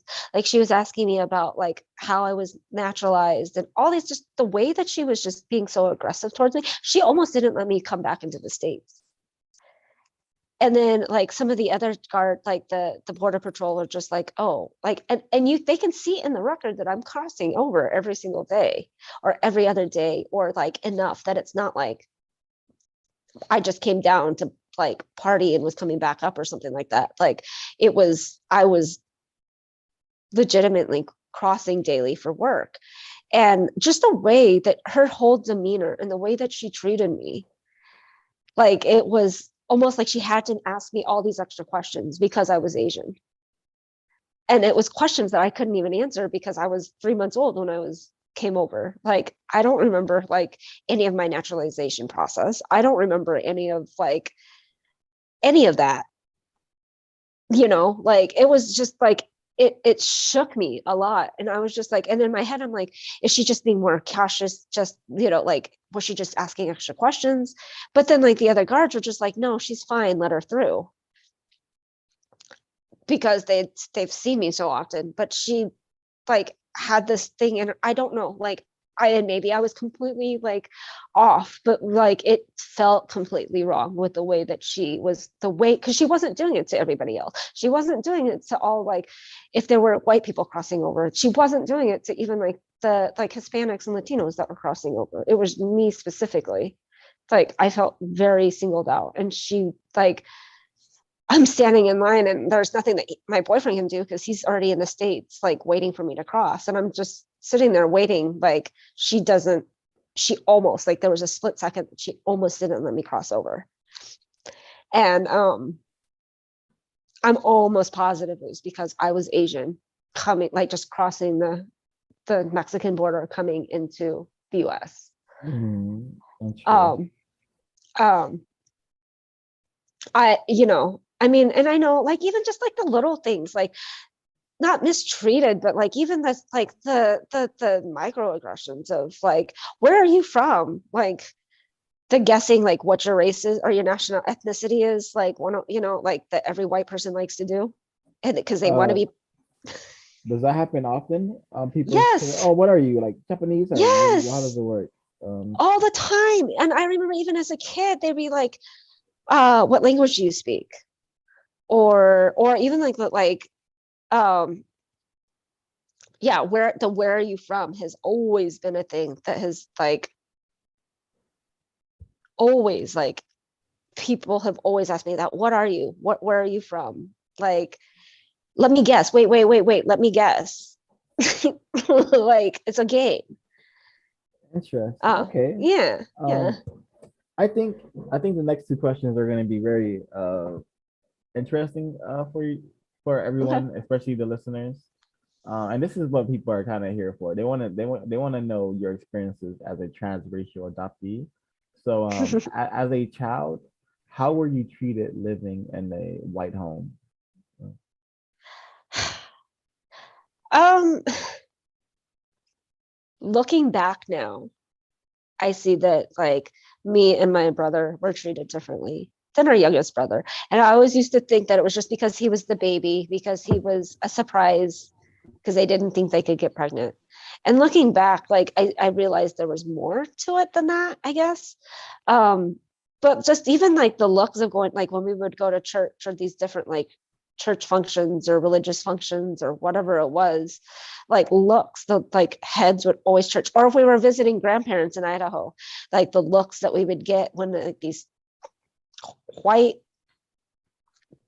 family with these two, like there was always questions, or I don't know, like I always feel like we were treated differently. And like I've had comment, like I've even talked with other like transracial adoptees, like this is an ongoing like commentary, or just adoptees in general, about how because we're not their blood children, like we get treated differently. Like there's a different level of expectation for us. And I think because my parents just tried to erase race completely, I think that they did everybody a disservice instead of letting us just embrace it or learn about it. Or like I don't even think I tried Korean food until I was like in middle school. I don't remember ever trying Korean food until I was like a teenager. Do you think having growing up in a white household played a role in you kind of, I guess, staying away from your your cultural Oh, it things 100% did. such as food? Okay, it's 100% did. Interesting. Yeah. I know it did, because I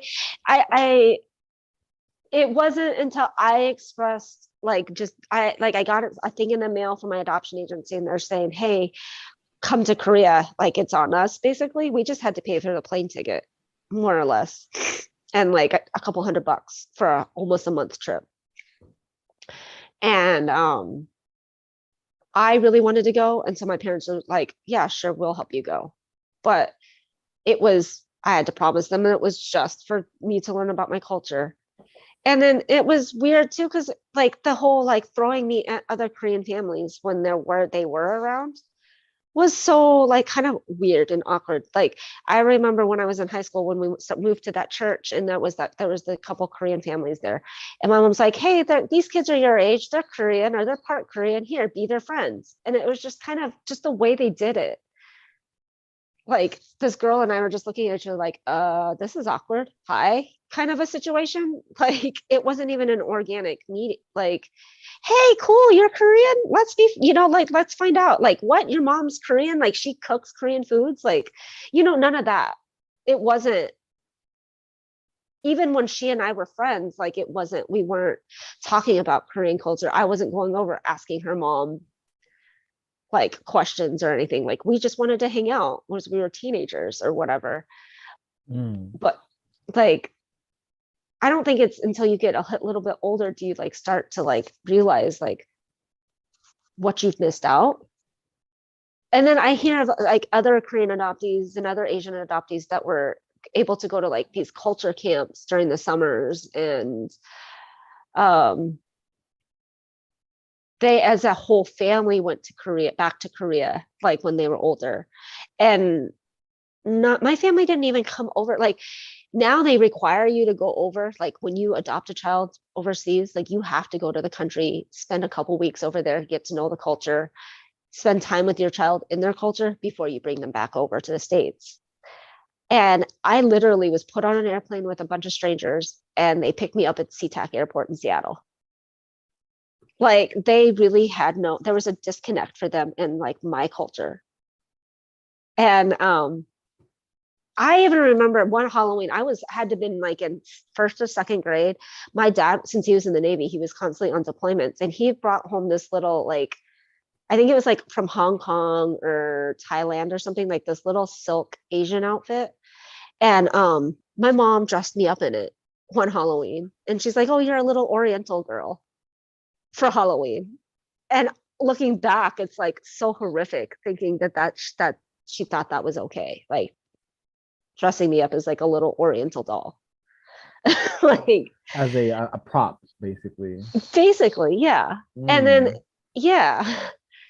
And then just like even then all the questions that being asked, oh well, how old were you? You know, like some of it I understand, like people are just genuinely curious, but then they're just like, do you know your language? Do you know like there's just so many like things. And I just remember they're not I was interested in my culture, but there wasn't a lot of access to stuff. So I would go to the library and get the 20-page book on Korea, like picture book, like just so I could learn what I could about my culture.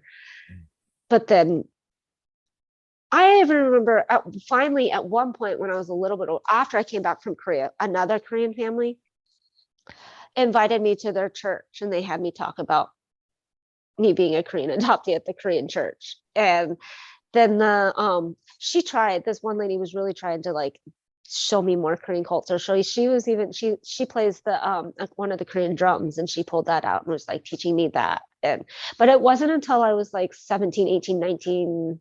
No, it wasn't until I was like 18, 19, 20 that I finally actually get to experience my culture. Um but even when I was young, like when I would hear the language, like when I went to Korea, like I didn't understand any Korean, but just sitting around and just hearing it just comforts me. Like, and I get it, I understand because like my mom spoke Korean like the whole entire time she was pregnant with me. So you know, and then the 3 months that I was in a foster home over there, you know, they were speaking Korean. So that it's comforting.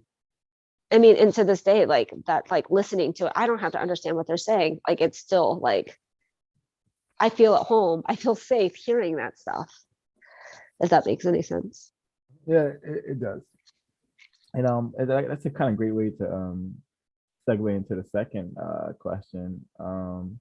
I would love to ask you, does anything stand out about your upbringing that you want to get off your chest? And this could be anything. It's something that you haven't told anyone, or something that you thought about lately, and it's like, man, that really grinds my gears. Like, what is it basically? Oh gosh, Yeah. everything about my childhood. Well, not everything, but like looking back, like it wasn't until I was getting out of an abusive relationship down in Southern California that I realized that like everything that he was telling me and saying to me, that was everything that my mom would say a lot of this stuff, but I just as a kid, you don't know that it's abusive or that it's problematic or that it's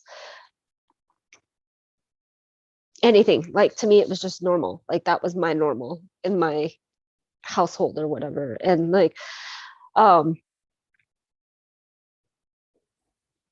I don't have any regrets for like not talking with my parents now, like or with my mom now.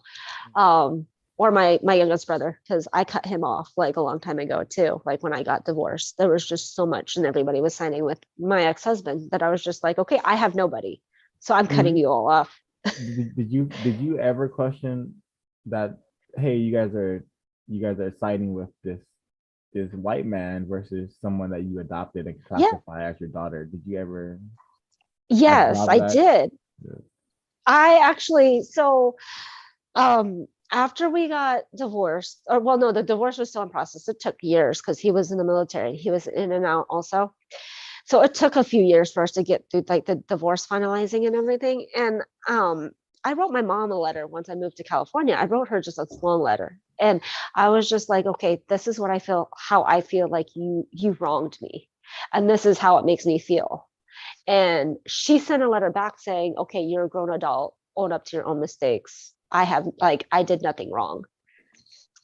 And so I like responded back, okay, well, if and when I do get my kids back, I was like, you will never see them ever again. Like you're cut out of their lives. Um, it was just everything like the little things from my mom calling me racist for supporting like wanting like equal rights, or my mom being proud that she kept my middle Korean given name as my middle name, but then for as a kid I was made fun of because so it's spelled out Norang, and everybody would like even we would pronounce it Norang, and like the amount of like kids like I didn't have a normal middle name, and then besides it was being mispronounced, it's Norang, and it means yellow. And it like something just so as little as like trying to look to find out. Like they could have done research. They could have talked to other people and said, "Hey, do you know what this means?" Like, and then I was like as a kid, like classmates would make fun of me because of like kids are mean and because I didn't have a quote unquote white normal name, like middle name. Like it was all sorts of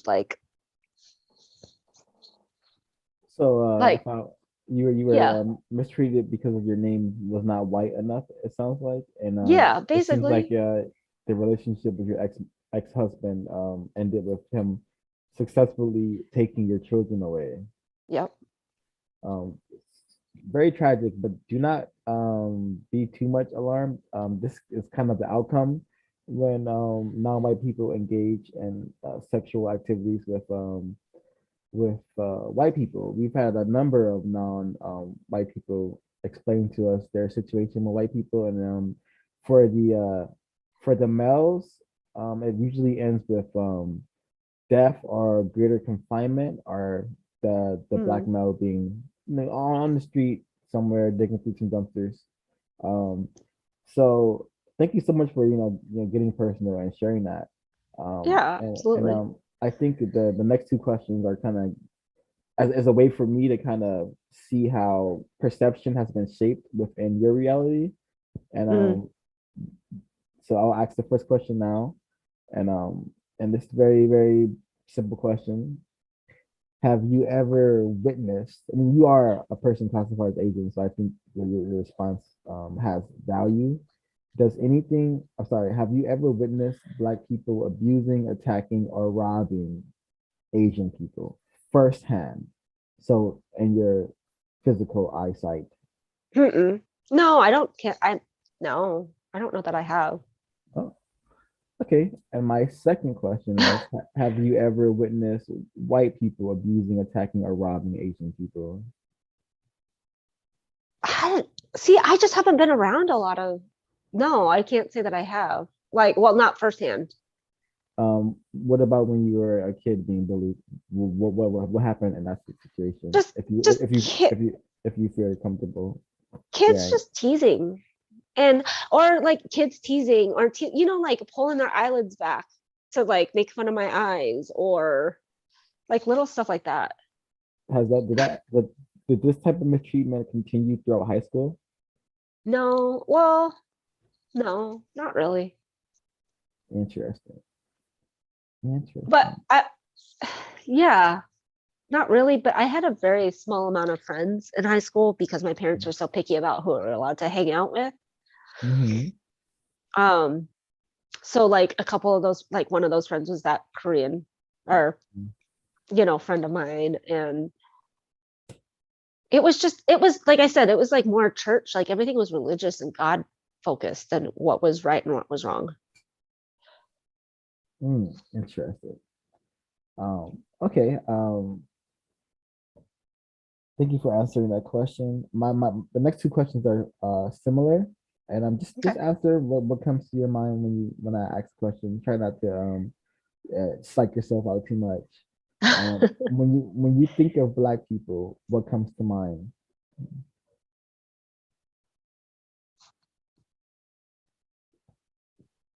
What do you mean? Like, I don't know. The Like, question is written the way it is, very specifically. So answer it however you feel. I, I mean, just an oppressed group of people that have can never catch a break in our system, and that the system just continuously like just try to shove shove the black people down, I guess. But Mm.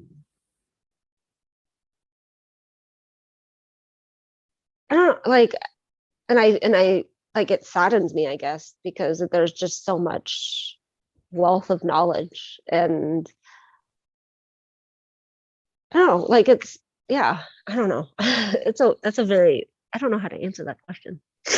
No, it's okay. Let's keep moving. My next question is, when you think of white people, what comes to mind?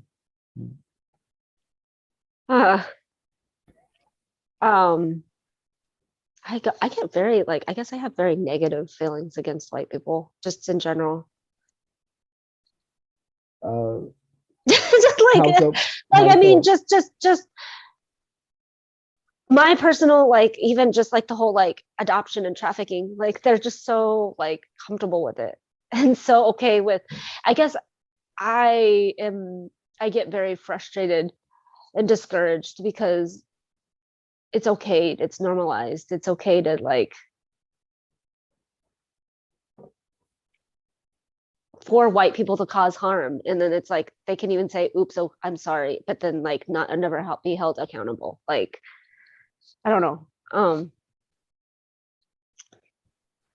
All I see is just like white people causing harm to like of like non-white people, like all non-white people. They have done some form of harm to all of us one way or another. And they can't be trusted. Like, I mean, really, when it comes down to it, like I have a lot of like distrust for white people. Interesting. Thank you so much for your honesty. Um, Tech, yeah, we're getting places. Thank you so much for your time, energy, and patience. Yeah. This question is pretty simple. Do you think Black people are treated equally to other non-white people? No. No. Thank you. And are you currently in a relationship? Mm. Yes. And are you in a relationship with a non-white person? Yes. Non-white, non-black, or non-white, black, black? He identifies as Black. Okay. And so this question is: in what ways have you witnessed your partner being treated by white people? Mm. Oh. um, I mean, we're in Ohio. There it happens a lot. Or even in San Diego, I would witness it a lot too. And Um, what is the it factor? I guess like so he's a musician and he plays bass and he plays the big upright bass, the one that's like tall as a person. And there's just a lot of entitlement. Like back in San Diego, we would be like I would go to a gig of his and then like we would be done and we'd be walking to the back to the car or whatever. And consistently instead of people like making room for him because he has a big instrument, they expect him to move out of the way. Like or just step aside to let them pass through. Or there was one time in specific where we were coming down, it was like a narrow set of stairs where it was like one person down at a time or one person up at a time. And we were going down first and this group of white women started coming up the stairs and expected us to go back up and move out of their way. Or like I've even watched like police officers like tail him or tail us in the car. That I like there was one time we were out in like the country, like super conservative, super white part of like Ohio. And we like for like 5 or 10 minutes, this cop just followed us. And I'm convinced the only reason why he didn't pull us over was because he had California plates still. Mm. And so he didn't want to have to deal with an out of state person. But Mm. and he talks about like he's even told me like he does music, but he also drives for Uber. And he talks about how mistreated he gets because he's a Black Uber driver. Mm. Um, and we have this conversation a lot. He talks about how like he's this big black man, you know, because he's 6 foot tall. And he's like, there's just certain things you'll never understand. Is like me as a big black man, that you'll never experience because you're this small Asian woman. Like even just like talking to different people, like even out in public or whatever, like they'll talk to me differently than they'll talk to him. Like I could bring the same problem, like we could both have the same issue, like we'll have an issue that we're both trying to get solved. If I go and talk to them, they'll treat me differently than they'll talk to him because they'll see him as a threat or that he's about to start, you know, trying to start something or um anything like that. Like he and I talk about this all the time. just like differences in experiences because he's a Black male Mhm. in a very white area. Like,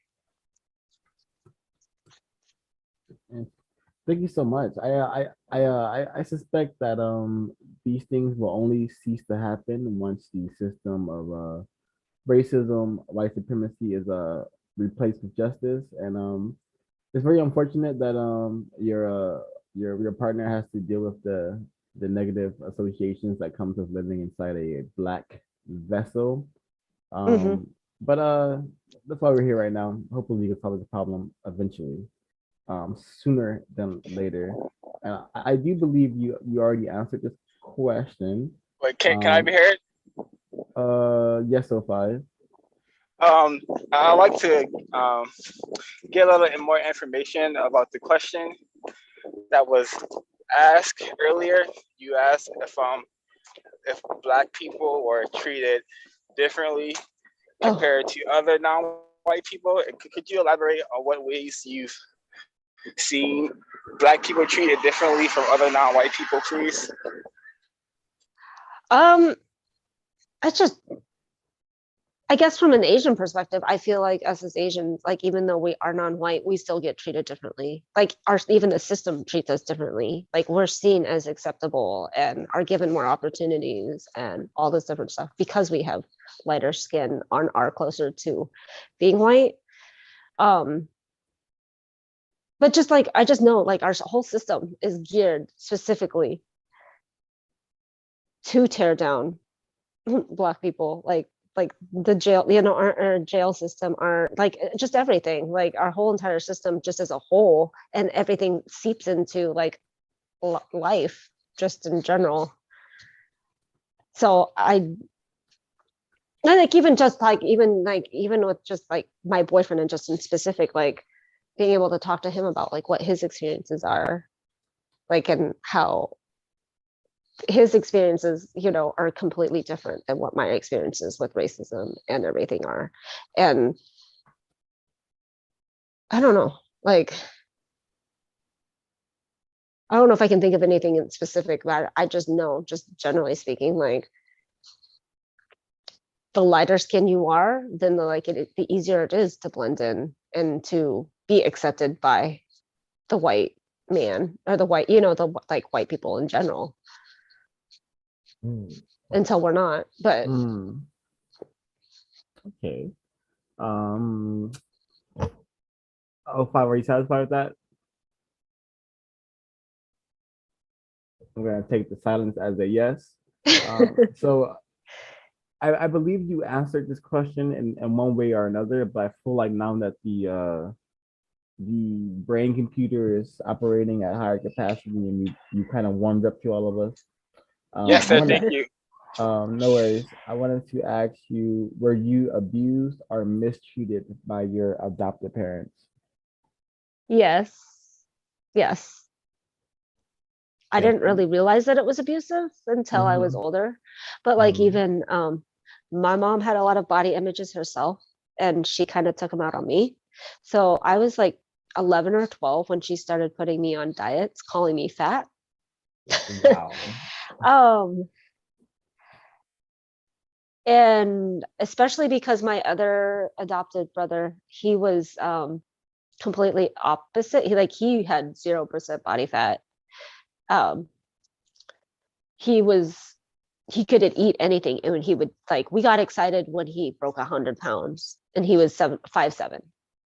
So like we and so she there was a lot of comparisons between us, I think too, like, well, why can't you be like him, why can't you, but for whatever reasons my mom had a lot of body image issues, and so she just kind of like it permeated down into me, and then it was I do not remember her telling me that I was ever beautiful or that I looked nice. It was just always, oh, that shirt's too low, like, or like that doesn't look good on you. You need to change it because it makes you look fat, or just different stuff like that. And um, I couldn't swallow pills for the longest time.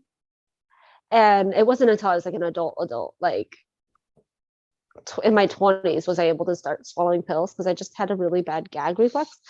And my mom, I had this visceral, like I hated drinking milk, and we had to drink milk, like a glass of milk every morning before we went to school. And because I couldn't swallow my pills, my mom would crush my vitamins and put them into like chocolate milk, and she would force me to drink it. And then there was one time that I remember her locking me in the bathroom, and she's like, you drink it, because I was just like, it's gross, like it's disgusting, like between the milk and like just nasty vitamins, like I didn't want to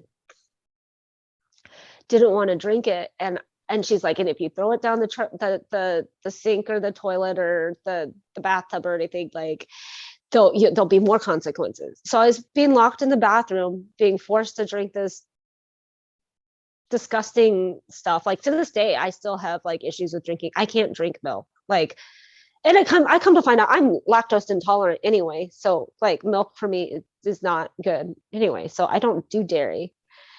And it was just a whole like that. There was, and then I remember when I was pregnant with my second daughter, or my second child, that my mom had called me, like she was babysitting our oldest, and so that my ex and I could go out on a date. And we went out on, she calls me and leaves me a voicemail, and she's just like, I just wanted to let you know how beautiful I thought you were and all this stuff. And I saved that voicemail for years, like for a couple years after that, because she never complimented me. It was always just, I always felt like she was just tearing me down. Like, you don't want to do that. I played the flute and as a kid, and I loved it. Like I played it all the way through high school. I was in a youth symphony. I would compete with it, all this different stuff. And then when it came to picking out college stuff, I was like, I want to major in music. Like I want to do music as my major. And no, you don't want to do that. You won't make any money out of doing that. You need to be a nurse or a teacher. So they were very like trying to like control how I was going to spend my like adult life. But it was, and my dad had a temper, and I remember him punching a wall, like a hole in my bedroom door, because my brother and I were fighting over where the cat was going to sleep. Like it was just a very toxic household. And I, looking back, I know it was more my mom kind of like setting all the things in motion, like the kind of had a hand in everything. And like the whole being told that I was, and my mom too. Now, no, I know this now, like that it was so wrong. She would tell me like I should be grateful for being adopted, because I would just be on the streets of Korea, and at least I have a good and loving home. And she would tell me that my mom didn't want me, and that was why like that I ended up with them. And like, why would you tell your child that somebody that birthed you doesn't want you? Like that is so cruel. And then like I said, it wasn't until I was older, like a few years ago, like when I was getting out of my abusive relationship with my ex, he was saying the same thing. And then it just all of a sudden it clicked. I was like, this is abuse. Wait, my mom said the same thing. My mom did the same thing. Like this was abusive. Like, and my parents were all about the spanking. And they would literally like they had, my dad made this wooden paddle, and he had a belt, and he would like pull our pants down and like spank us. And if we cried or if we like resisted, then he would spank more. And like looking back at it, it was just so like traumatizing, just the way that the punishments never fit the bill of why we were like for whatever wrongdoing we did. It was, and then my mom to this day is like, oh, she has a lying problem. And like I realized that I was just so terrified of my parents and what the outcome of, like, if I told them, hey, I got in trouble, like I was so afraid of the consequences of everything that I would just try to hide it, and like, okay, they're not going to find out. And this is my 5, 6, 7-year-old brain trying to figure this out. But I was so scared of my parents that I was willing to risk like whatever. And then I think the most extreme thing that I think that they did with my brother was they he was a thumb sucker. And I more recently I was learning about like just adoptions and adoptees and child separation and or separation from mothers and stuff. And they're talking about how like it is so traumatic for a child to be separated from their mom. So there's like all these coping mechanisms, like i.e. like sucking the thumb. And they would like wrap his thumb up and they would put like stuff on it that didn't taste, that would taste nasty, and like all this different things that was just like, now I look at it and I see that it's not healthy parenting practices, but I didn't know any better as a child. I just thought this is normal, you know, having to like abide by all these rules or not being heard. Like my parents were not affectionate people in front of each other. Like I don't even remember them telling each other that they loved each other in front of us. So like it was almost like it was like a more of like the marriage was like a business transaction in a sense. Like I don't know how or why they ended up getting married, but then they stayed married until my dad committed suicide. So like but just like piecing all the pieces, like looking back at everything and looking at all of that, like I just realized how horrific and how like problematic that my mom was, like, or is, like, to this day. Like I'm sure she still is. I don't talk to her, so I don't know. Like, but she's not going to own up to any of this. She's not going to be like, she'll justify why she locked me in that bathroom to this day. She'll justify, you know, like justify, yeah, well, you are overweight, you need to lose weight, you like, you know, like the little things like that. Like to this day, I'm suspecting she locked you in the bathroom to force you to regurgitate food that you had eaten previously. She wouldn't do that, but she would definitely make us all sit at the table until we would eat the food, even if we didn't like it. Okay. What you mentioned being locked in the bathroom? What was that about? For me not drinking my milk, like my milk and vitamins. Now what kid is going to want to drink like like just regular milk with like crushed up vitamins in their milk? Like interesting punishment, very sadistic if you ask me. It's very like extreme and very like,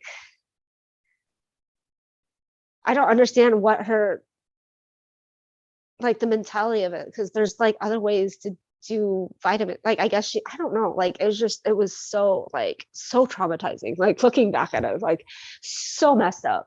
And I remember like my dad like I said, he had a temper, but like it was, I think she egged him on to push him to that point of where he was like punching holes in doors, or like we would literally hide in another room when they would have fights, but all you could hear is my dad just like screaming, but you couldn't hear my mom. You could go outdoors and you could hear my dad. That's how like loud the arguments would be, but you couldn't hear her. And it like, now it makes me wonder, like, what is she saying that's making him, what was she saying that made him so emotional? Like, we have come to learn that the white female is very powerful in the system of racism, white supremacy. oh yeah. And for her to get your white father, adoptive father, to be so emotional just shows the level of her power and the words she was probably able to use. She doesn't need to yell. She knows. No. She's very intelligent, it seems like. Manipulative. Exactly. Very manipulative person, it seems like. And I kind of go for it. I was gonna say, like, it went to the point of like, as an adult, like,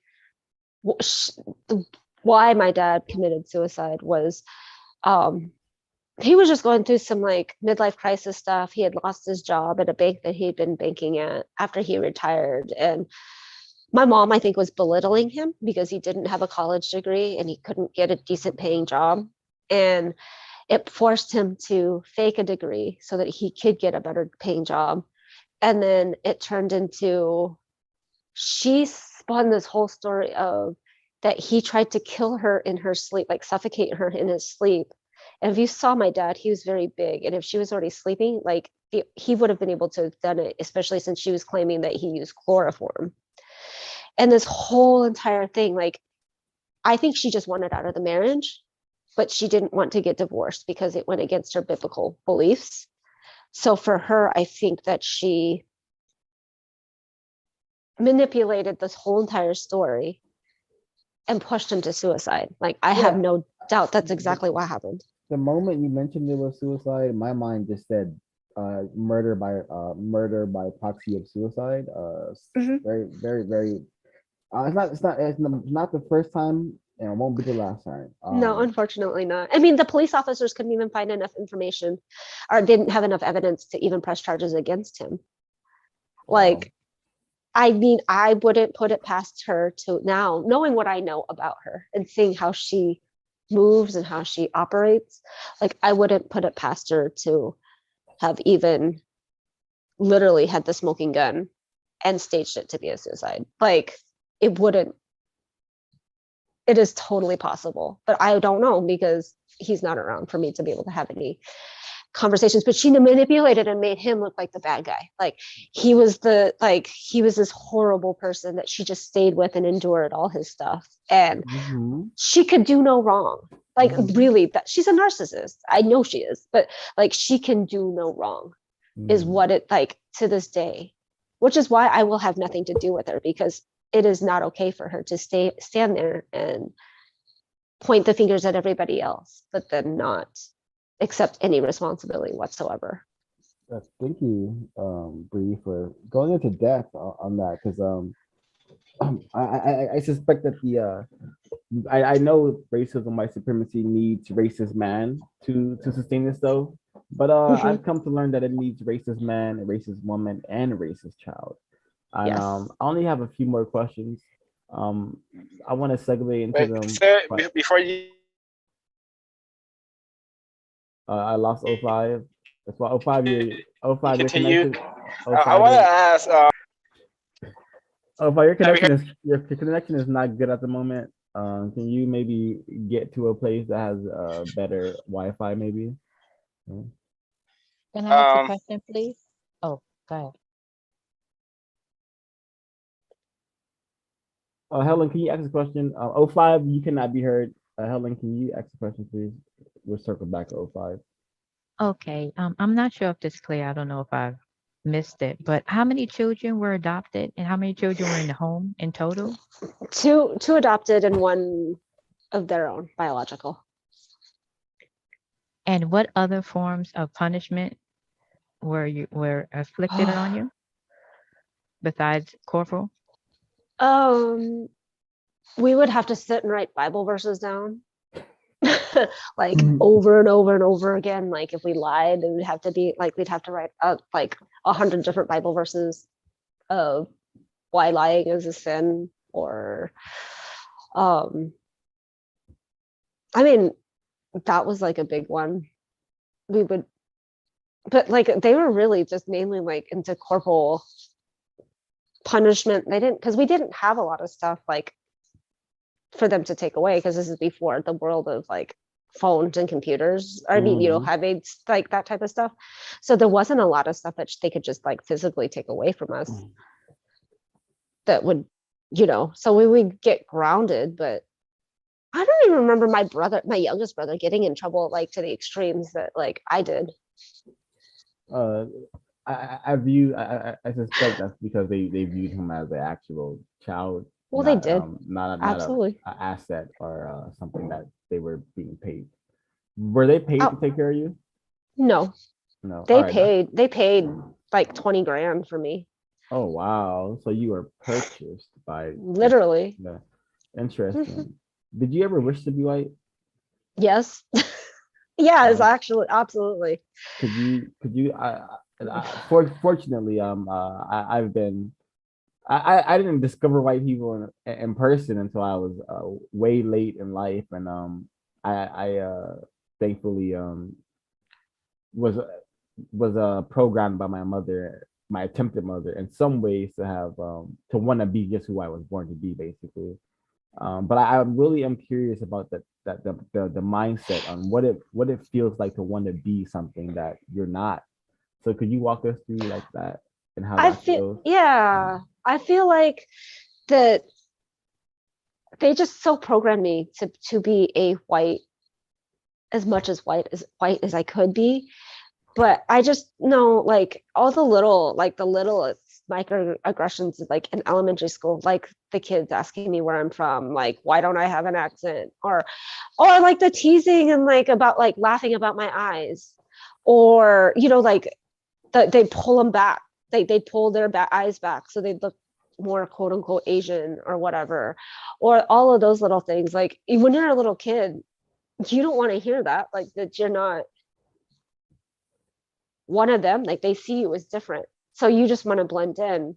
And I think because of being adopted too, like there's a gazillion other questions people want to ask because they don't understand, like yes, especially when you're in elementary school, not understanding what adoption, like what being adopted means, or just it gets exhausting having to answer all these questions, even the little things like going to the doctor's office and asking, okay, like do you know your medical history, like I mean, I know it's not so much wishing I was white, but just like having more identity and more answers to my like backstory of everything.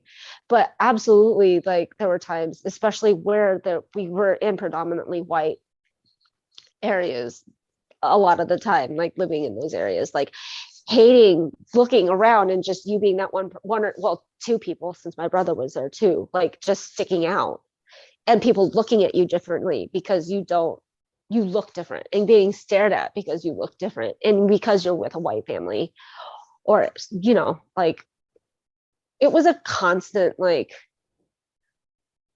not understanding like some of that, and especially where I wasn't learning about my culture, and then my parents are telling me, like we don't look at race, like there was just something like, well, I don't look like them, but I would like to look like them because I want to feel like I belong to someone too, because we didn't look like our parents. So there was, like even yesterday, it was interesting, this total kind of side note, but not really. There was this family, Asian family, or well, the dad was white, the mom was Asian, and then like the rest of the family, like were the girls were Asian too. And so I just figured they were just mixed babies. Come to find out that they had adopted from Korea. I'm not Korea, from China. And in my head, I'm thinking like how like it would have been a different perspective had I been adopted into an Asian family. Like, and that didn't happen very often, that the Asian, like Asian families would actually adopt Asian kids. And so like just just just thinking about how like, or even just recently I just met a biological cousin of mine. We're like second to fourth cousins or something like that, and he lives locally to me. And it was just it's a really weird and surreal thing to look at somebody that's mirrored back at you, that we have the same smile, we have the same nose. This is like somebody that's like blood related to me, and it's so weird to see that. It's so surreal. And he's just like, I don't care like how distant cousins we are. He's like, we're family. And it's just a weird, like, it's a weird thing. It's a weird feeling. It's very surreal to see somebody like just mirroring that. I mean, yes, my kids are the same, look like me or whatever, but you can still see that they're mixed and that they have white, they're white, half white. So it's even that's a little bit different. But yeah, as a child, I always did. As I got older, I had always wished, like there were times that I wished that I was white, or I was in a different family, or like just so that everything just felt like they fit together more, I guess is more what I wanted. And because I did see my young white brother, being treated differently than me too. I feel like maybe there was some of that envy of like, well, maybe if I had a different skin color, then maybe they would treat me differently. And who knows if they would have or not. It could have been just specifically because we were just adopted. We weren't their blood biological kids, that they felt like they could treat us differently. Very interesting. Very tragic as well. And but it's to be expected whenever living in a household with white people. Because of the powerful nature of the system of racism, white supremacy, it is I believe it is impossible for them to not mistreat you in some shape or form because it's generational. This programming is, I think, in their blood and DNA, and I think it's in the brain. I think it's in the veins that circumvent the electrons in their brains and whatnot. I just think it's unavoidable. And you may have answered this question, but I just want to do my duty as a attempted counter racist scientist. Have you ever been made fun of because of your physical appearance? Yes. Yes, absolutely. Especially in elementary school. Especially when like the majority of your school, well, it was a little bit more blended at that school because it was a military school. But yeah, absolutely. Like with the eyes, my middle name, like people just trying to understand and kids not knowing that they're making fun of me. I think some of it too, like, I don't know. But yes, absolutely I have. Okay. And do you have any white friends? And if so, do you guys talk about race? I have a few white friends now. I kind of cut white people out of my life for a while just because I just didn't have, I had a lot of distrust. Um, and just realizing that like there's so much racial bias, even though if they think that they're not, like the racial biases come out at some point or another. um, I have a couple, and like a couple of my coworkers are white and I'm friends with them. And we've talked about some stuff. We haven't gotten a chance to talk as much as we've been able as I would have liked yet, but I know that especially one of them is very open to learning. And I like just kind of come learning from how where she's come from and everything. Like I think I've been a good person in her life to like be able to have that type of conversation. We just like even just this this in general, like so she's one of my she's a photographer too as well at the same studio as I am. She's my assistant manager. And she would do monkey noises in the studio. And when the majority of our families are black, like kids are black, like at least 70% of our clientele are black. I guess a family actually got like a black family like got mad at her for it.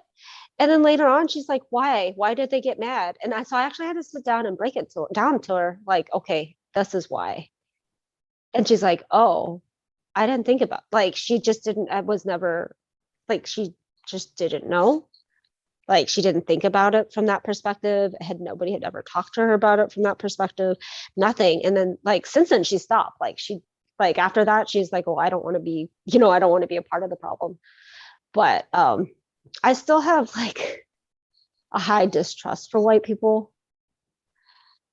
So even if I have friends that are white, I only keep them so close, if that makes any sense. Like I know that they're not going to be like my best of all best friends, like ever. Like none of my closest friends are white. Interesting. And I just have two more, and then I'll free the room for folks who want to chime in. Um, have has being how Wait, has can being I be heard now? yes, you can. 05.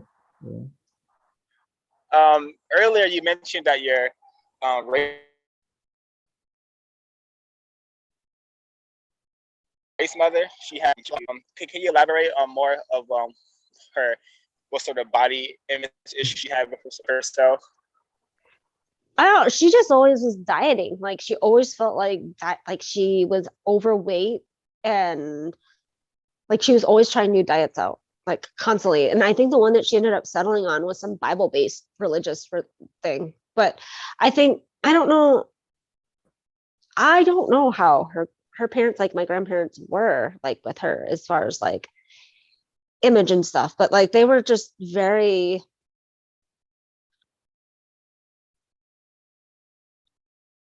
She was just like very, she's just worried about her weight, like constantly worried about her weight. And like with my brother, like they were constantly trying to put weight on him because he was underweight. But it was just very like, in her head, I think she just had of what the perfect body type was. And to her, she wasn't that way. And then I wasn't that way either. Even though like Did just she me proportionally, I'm not this like what I think she had, like her mentality size was like that, like skinny white woman, you know, like that was her whole. did she ever mention anything about her the color of her skin? No. Or make comments about it? Mm-mm. Like that, like it was, we just didn't talk about race. Like it was just one of those unspoken, we didn't talk about it. Like it wasn't a celebrated thing. Like even, or the fact that I look different, or that I have long, black, thick hair, or I never even learned how to do like my makeup correctly because I was never around other Asians to learn how to do like, because Asians have different eyes. And so they don't know how to like, you know, like you have to do your makeup differently. Like my mom was just very anti-makeup, like dress conservatively, don't show anything. Like it was like pants were okay, but like skirts had to be below the knee and shirts had to be like the show, like you could wear a tank top, but like bras couldn't be showing, and then it couldn't be low cut. And I guess for her, like if I was wearing, she didn't like me wearing tight fitting stuff, like even like tight t-shirts and stuff. So everything was like oversized, and if I wore anything low cut and tight, then it was like, oh, that's not for your body type, basically. Hmm. And did she ever imply to you that she would have preferred if you been with a white person other than a non-white person? Oh yeah. Well, no, not specifically, but like she definitely encouraged me being with a white person. Like all the people that she like approved of me being with were white. Like in high school, there was this a Filipino friend of mine. He had the hugest crush on me, like freshman to senior year in high school. And she wouldn't let me date him. Like she was very against dating anyway, because for her, dating was courting, and courting was for the intent of getting married. So but like all the guys that she liked were God-fearing white men.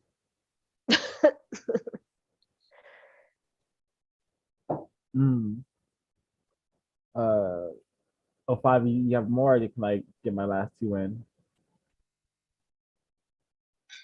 You can continue. Thank you. No worries. Thank you both. Has being adopted, sorry, how has being adopted affected how you interact with your children? Well, I mean, so I have 3 kids, and my two oldest are 16 and 14, soon to be 15. And then my youngest is 9. And my 9-year-old, I'm in the process of fighting custody for her. He was abusive, and his parents totally whatever. But like when I've been in their lives, it totally has changed it. Like me being adopted, like I think there's different things that I've given them, like especially my youngest daughter, because her dad is multiracial. And there was just a lot more that like for me, like that I'm like, I wish I would have had this as a kid. Like I wish I would have, like we could have talked about skin and race and hair and all this different stuff, like with them, like especially with her. Like I was being called racist for taking her to like different protests, like out against police brutality, you know, like, but she's like, she's really mixed. And unfortunately, like I feel like now that while she's been with her dad, like he's more white. I mean, he's like black, Hispanic and white, but like he definitely, like he and his whole family tends to favor the white side of their like whatever, like although like I think his, and even like his Mexican side of the family stopped talking to them when his dad married his black mom. Like it's crazy. But I feel like he was very white.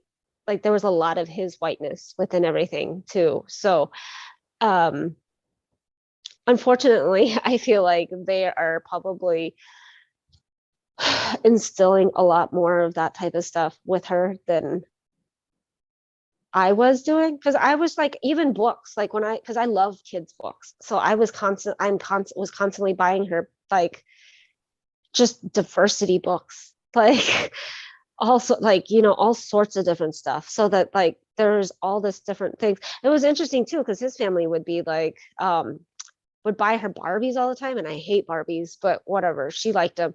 But they would buy her white Barbies, black Barbies, and Latina Barbies, but they would never buy her Asian Barbies. And it always made me so frustrated because like that's a part of her culture that like is like they were just kind of trying to erase me out of the picture. And it was cute though because like even her, like she sees my name in Korean written on the walls or like in like on my phone and stuff, and she was like, Mom, what's my Korean name? So a friend of mine went out and like she figured out and like gave her a Korean name, so that because my daughter wanted one. And even when like I had her, I was contemplating, I wanted to give her like a Korean middle name or something like that. Her dad didn't want that. But like I don't know, just being adopted and like having your own kids is like a whole, especially when you have an abusive family, like it makes parenting so much more challenging because like there's all this stuff that like there's things that I know that in my head I'm like I would never do this because this is like I know like how it harms me or how it affected me, so I'm gonna like change things differently and I'm going to do this differently. um I don't know, it definitely like that's something like that in the adoptee community we talk about, especially like the transracial adoptee community. Like, how is it different to like raise a kid of, a non-white child when being raised by a white family? Like, it's a challenge. It's, like kind of like turning off and learning to like unlearn and relearn new things so that you're not like still perpetuating all of that with, your future, with your kids. Mm. And was there more to add, or can I move on to the next No, question? you can move on. And thank you so much for going into detail. I know that's not easy to talk about, especially considering the situation with your two children who've been kidnapped and taken from you by Yep. the white person who had way more power via the courts and via your white mother who assisted in the taking away of your children. Um, my last question is, do you want to live on a planet without the existence of racism, white supremacy? Without white Yeah. supremacy? Yes. Yeah, absolutely. Mm. Like, you mean like not having like white supremacy, like it's like non-existent? Yes, I know the thought is so bizarre that it's hard to process it. But yes, would you like to Okay, live I on just a want to make planet? sure I'm understanding the question correctly too. I know you are. It's just no one's ever asked me, hey, do you want to live on a planet without racism, white supremacy? Who I'll probably wouldn't? react the same way. But yeah, I it's mean, kind of like to me, like who wouldn't want, like as a non-white person, like why would I want to live in a world where that still exists? I don't know. I mean, I do know a lot of reasons, but personally, I do not want to live on planet Earth as it is in its current state. No, yeah, Shout out to the Aboriginal people who stopped them at shore. So right. the few who remain. I would love to open up the floor to folks who would like to ask questions. I will meet my line and allow Bree to grace us all with her more information and experiences. Feel free to chime in, guys, if you have questions. Um, Who do you think is confused about racism, white supremacy, white people or non-white people? Who's confused about it? Correct. I would say white people. It's a good question. I think a lot's passed over to non-white people too, though. So like, I think if there's confusion, Why do you suspect it's white people? well, okay, maybe it's not. I don't know. Let me think about this. That's a good question. Like, I guess, I guess I would say maybe not so much white people now that I'm thinking about it, because they know, like for the most part, most people know like what they're implementing or what it is. They don't want to admit it, but they do know what it is. Like it's very blatant. So I guess I guess then it would be non-white people. Because if non-white people defending white supremacy are not necessarily defending it, but siding with it, I guess that would be the same thing. Like, yeah, they would be the ones confused.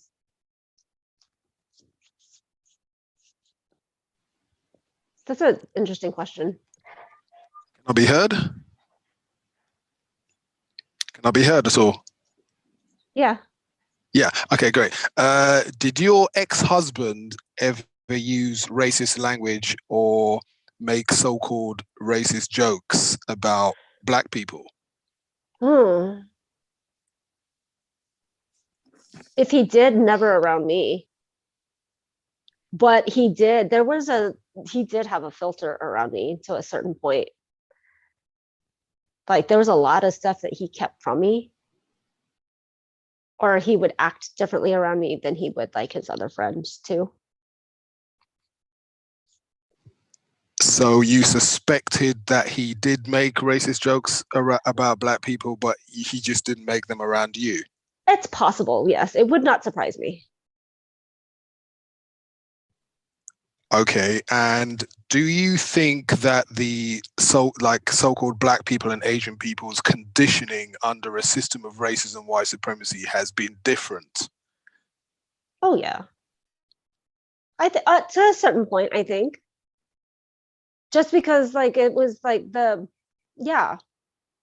just even our experiences are different with like even our history here in America is completely different. Like okay, no, continue. Oh, I was gonna say, I don't know like worldwide, because I know it happens and exists in other countries and stuff too. So I'm just speaking of like from what I've seen, like what I know of America and the history like in America. Okay, if we want to just concentrate in America, then do you think people in general, including Black people, have been conditioned to view Black skin, Black hair, etc., as unattractive? Yeah, to a point. Yeah, yes. Or it has been. I feel like it's being reclaimed. Like it's some of that's being taken back. Like, but I think it definitely has been a thing. Absolutely. How do you, in your experience, how have you seen that that's manifested in some Black people, like being conditioned to hate what we look like? Just even like beauty products and skin products and hair products and straightening hair and like Bree, have you ever wore a wig over your head by any chance? No. And what comes to mind? What comes to mind? What comes to mind when you see people with that over their head? Because I feel like there is a collective. Hey, let's not say anything, but we are thinking it when it comes to non-white, non-black women, females. When they see that over the Black female's head, is there like some type of understanding that you all have that you don't speak about publicly? Oh, I don't know. I don't know if that's anything been in conversations that I've had with people.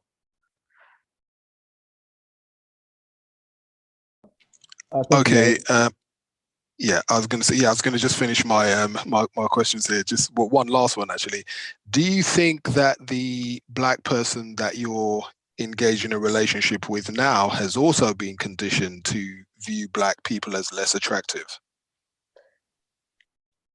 No. Well, I think maybe as a child, yes, but not where he is today. No, he's definitely not conditioned to that at all. Like he's very free spirited and very like F anybody else and what they think. Like, this is who I am. But I think it's taken him a So while to get to that point. okay, so you think maybe some of the conditionings that's happened to the rest of black people under a system of racism and white supremacy to make us view ourselves as less attractive, you think that's kind of passed him by, you think? I don't know if it's, I don't know if it, maybe, or I think that maybe he's just a very, like, a unique person with things and with how he handles people and situations and stuff. So, and like just his mindset and how he thinks through things differently than a lot of people. Like, so I don't know. I don't know if it did pass him by or if Okay, I don't know if it like it came like if it he has come across it and he just chose to like kind of just like brush it off. I don't know. Like, I'm not sure. okay, a more specific question then. Do you think that he's been conditioned to view white women and Asian women more attractive than he views black women? Do you think that's possible? Um, it is. I don't not no, I don't know because I know like as far as like people that he's dated in the past, like he's dated across the spectrum. Like, and I don't feel like that he is, from what I've talked to him and stuff, that he has ever felt like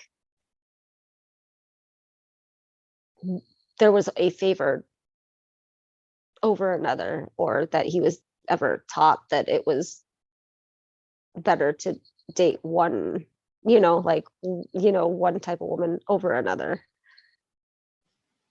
Okay, my last question.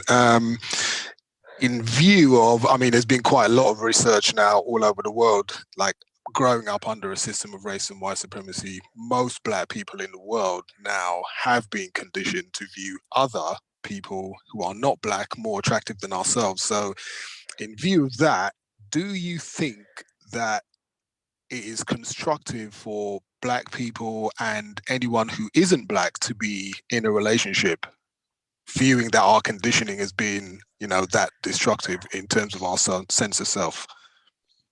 In a relationship with each other, or in a relationship with white Yeah, people, for or black, yeah, for black people, and for say, for example, a black person to be in a sexual relationship with someone who's classified as Asian or white, or anyone who's not black, seeing as our conditioning has been so great, do you think it's constructive? oh, I don't know. Hmm.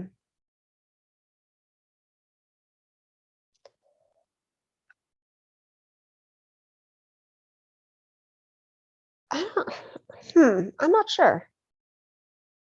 Okay, that's I fine. mean, because that's a tough question.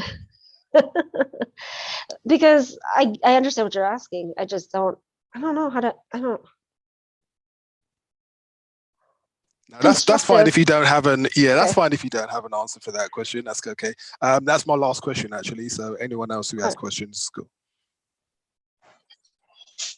Yeah, Miss Bree, when you were with your ex-white husband, were you ever compared to white women? If so, in what way? Like, did he compare me to white women? Yeah, like you ever say something like, Ofab, "Oh, I you're lagging a bit, prefer Ofab. Ofab, Asian you're lagging. females because white women are this or so that." Any of those kind of. No, he never said anything blatantly outright. Like, but I know all he's for the most. I think he's only ever dated white.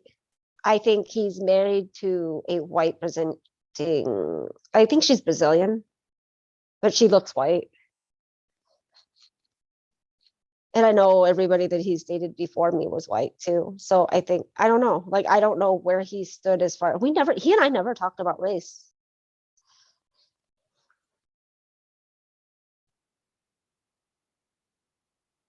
Uh, I feel like it's a wait, huge. Bree, Hmm? in hindsight, do you think that could be kind of an issue being with a white person and not talking about race with them? It's a huge issue. It's a huge issue. I think that if, well, I mean, I'm not one to date a white person. I wouldn't date white again. But I think that not speaking of race is like is hugely problematic because it's just kind of sweeping it under the rug and like that's such a big like the elephant in the room type of situation.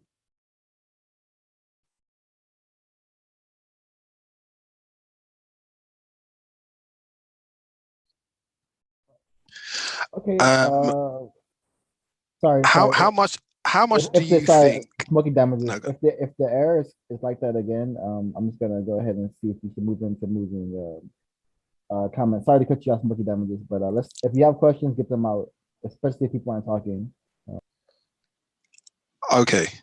How much do you think that racist, like white supremacists, practice racism in a? Do you think it's more of a subconscious or a conscious thing? I think it's both.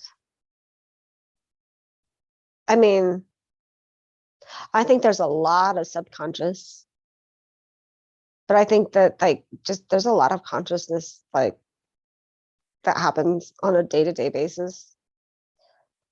It may not be just like hateful or but it's still those microaggressions that still come out as like yeah. So when Race is that just female that you said when you said you were talking to that female who made the monkey noises and you had to explain to her that what she did was wrong, do you Mhm. really think that she had no idea that to make monkey noises, etc.? Do you really think that she thought that she didn't know that it was incorrect? Good question. I don't part of me thinks that she was just really just lived in her own little bubble like and she just never thought about it like never like I really feel like that there's because I know that there are so many like white people that just stay in their bubble that never hear of other stuff and I know that she was in quite the bubble so I don't know like I don't know like I don't it's possible that she just had no idea but then it is also possible that she just it was just very ignorant and she just wasn't thinking about it either. Okay, have you already given your definition on this broadcast about your definition of what racism is? It's like it's a system that tears down not a system built by white people to like tear down and to hold down like non-white people. I guess like I mean in a very like layman's sense of the word. Okay. Do you ever use the term white privilege? Yes. What does that mean to you? Just having access and not having to worry about certain things too, but having access to resources and different opportunities that just because of money like not I mean and white privilege isn't just money like but you know money like finances and money definitely does play a part of that but just having access and being able to and then also not being not experiencing stuff too like it's a, you know white privilege is not experiencing being pulled over all the time you know by police officers or being asked certain questions, or like that in itself, like not having to deal with the day-to-day microaggressions, is quite privilege in itself. Okay, do you think that the term white privilege, or a term like a system of racism, white supremacy, or white power is more of an accurate term to describe what's happening to the victims of that system? Oh, yeah, I guess, yes.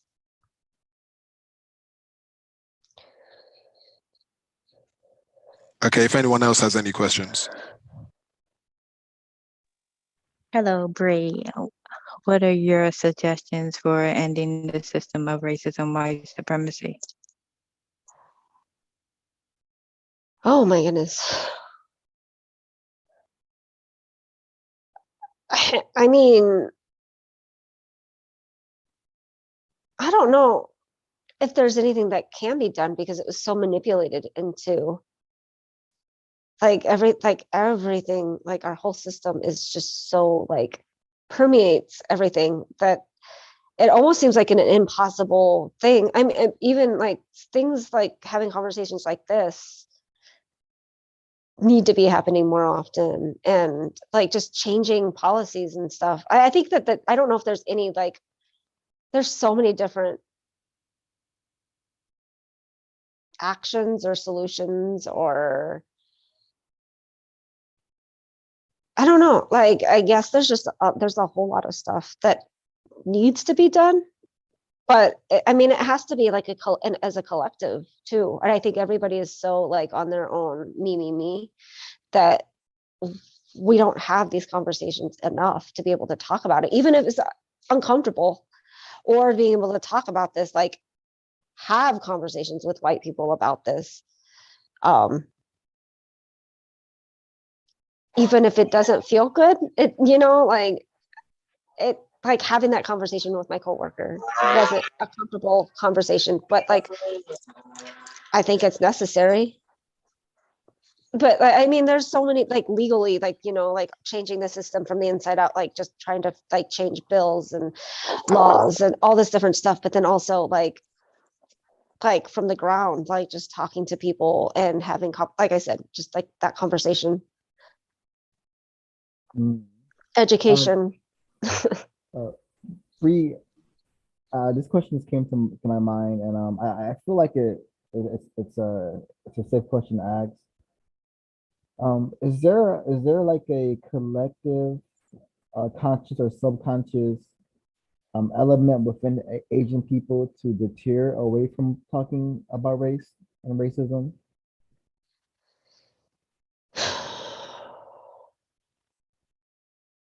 I'm not sure. Like,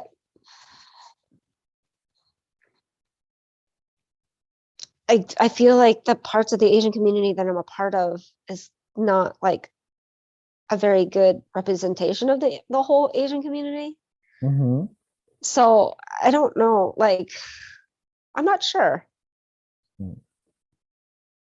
And think and I don't know if it's shifting too. Like I don't know. Like, I feel like certain things are shifting. Like, I think that their experiences, like with all the COVID stuff and the Asian hate during all this COVID stuff, has kind of mhm. opened some people's eyes up a little bit more.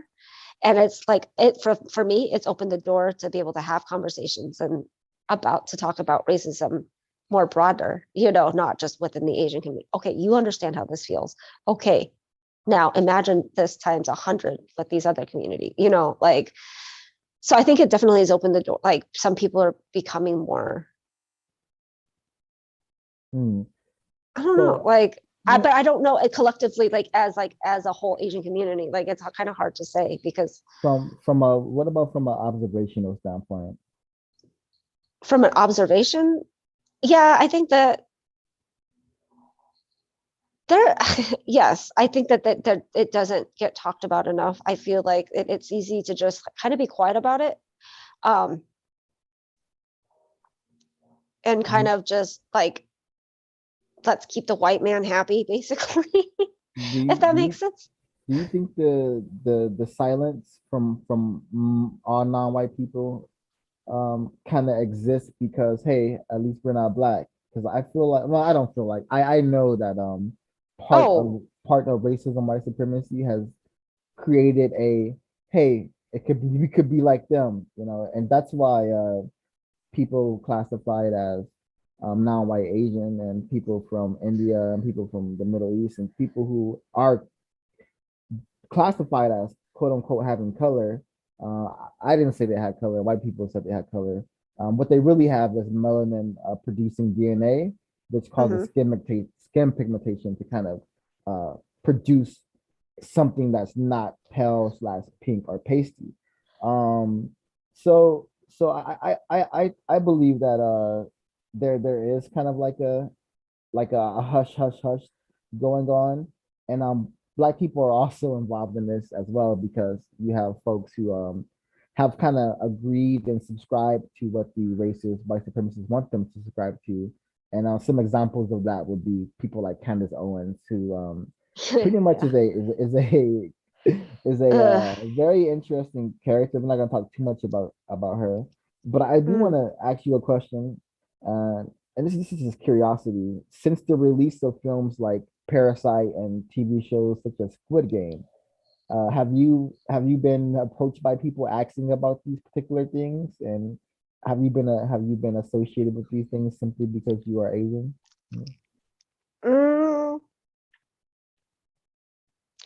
kinda. Mm. Yeah, I guess to a certain point, or like even like just like so like K-beauty, K-pop really too have like really taken over the industry, like as far as like what's popular, or even like Korean barbecue. Like, like they definitely have been trying to appeal to the like white masses here in the United States. Um, at least that's how I feel like it is. Like, um, and it's I What are guess it's kind of I was gonna say it's kind of weird too because like with all of this stuff that's now all of a sudden just popular that's from Korea, like it's been like I've known about it before it became popular, and then I'm just like, oh, here's this whole new fad of like, or even Ariana Grande, whatever her name is, like getting her eyes cosmetically fixed so that she looks Asian, so that she looks K-pop-ish or whatever that she did to get her like that's how far like the extreme now that like it's gotten, at least here in the States. It's interesting.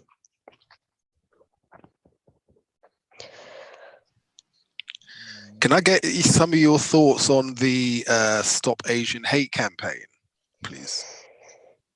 What kind of like what do you mean? My thoughts. Like I mean, what do you think of the direction that it's? I mean, for example, I've seen from the start of the Stop Asian Hate campaign. I mean, I don't know if it's been your observation. Have you seen any examples of this where there's been quite a lot of emphasis that it's black people who really hate Asians? I hate that narrative. Yes, I have seen it because the only stories that have ever made it to the news are black people attacking Asian people. And I think that is so wrong because I mean, yes, it's happening, but they're just trying to I feel like the media was trying to twist that, trying to divide us more because I know that like a lot of just the stuff that's not making the news that has happened with the Stop Asian Hate stuff is white people that are making these comments and that are pushing people over to the edge to where they started this campaign. The news just started reporting black people because they love to villainize black people in the media. And it drives me nuts because every time something happens in the news, that when it happens, it is a black person doing this against an Asian person. When if you actually look at the registries of like, because there's an actual like database that they had put together, it just that's not really the case. Like it just those are the ones that just happen to make the news because it's more sensationalized. It makes for a better story. Okay, do you think that people who are classified as Asian, generally speaking, do not realize that I mean, what you realize, what you've just said, do you think Oh. collectively most Asian people do not realize that that's sort of propaganda, if you Per will? se. I think that like a lot of people know that that's not the case, just because we actually have it. Like a lot of people have experienced their own stuff, or have been hearing of friends that have had stuff happen. But unfortunately, so I don't know, like collectively though, like if they believe, like if they're believing it, like, I mean, okay, I take that back. Yes, I have seen in a couple of my adoptee groups where that was one of the things that came up. Like they wanted to take it that direction and people shut it down really quick. They're just like, no, like you're not even going there. Like, but I don't know if people are actually believing that it's just Black people that are attacking Asians, or if people do know outside of what's being in the news that it is more. I believe that it is more white people that are perpetrating it. I know that it's more So, white people, but most people believe that it's Black people. Go for it, smoking damages. Yeah. Which yeah, is so unfortunate. when you said people wanted to take, when you said that in the adopted group, or you said people wanted to take it there and they got shot down, what do you mean they wanted to take what, where? Because basically that they wanted to be, I want an excuse to be racists in a sense. Do you mean it was people who were classified as Asian wanted an excuse to be anti-Black you're talking about? Yeah, being anti-Black, yes. Okay, so do you think because those groups are specifically only Korean adoptees or Asian adoptees, like, so we are all like of Asian descent that are in these groups. And then like I have seen it a couple of times where they've clung, like the article that they're showing, and then it just kind of opens that can of worms of let's be anti-Black instead of, okay, that's a sad story, but let's dig into this more and have a bigger conversation about how it is predominantly white people that are doing the attacks. It's just I have not seen a conversation where in those groups where they've talked about how the news says one thing, but everybody knows it's another. My friends collectively know this, but that's just because they wouldn't be my friends if they thought differently. This is what I was going to think. I was going to say, do you think that people who are classified as Asian are more victims of a system of racism, white supremacy, or do you think that they are in more danger from Black people? White supremacy all the way. They're more in danger of white supremacy, even if they don't see it. Like I see that, I know that. Now, whether I mean, I don't. But then again, too, you got to think that in like a lot of these Asian groups that I'm in are Asian adoptees who are like transracial adoptees that were raised by white people. So it would be easy to just filter in that narrative about Black people, to make them like it would be so easy to just kind of pass that knowledge along, or even like subconsciously, but I would say more consciously along to, like white parents passing that on to their Asian children.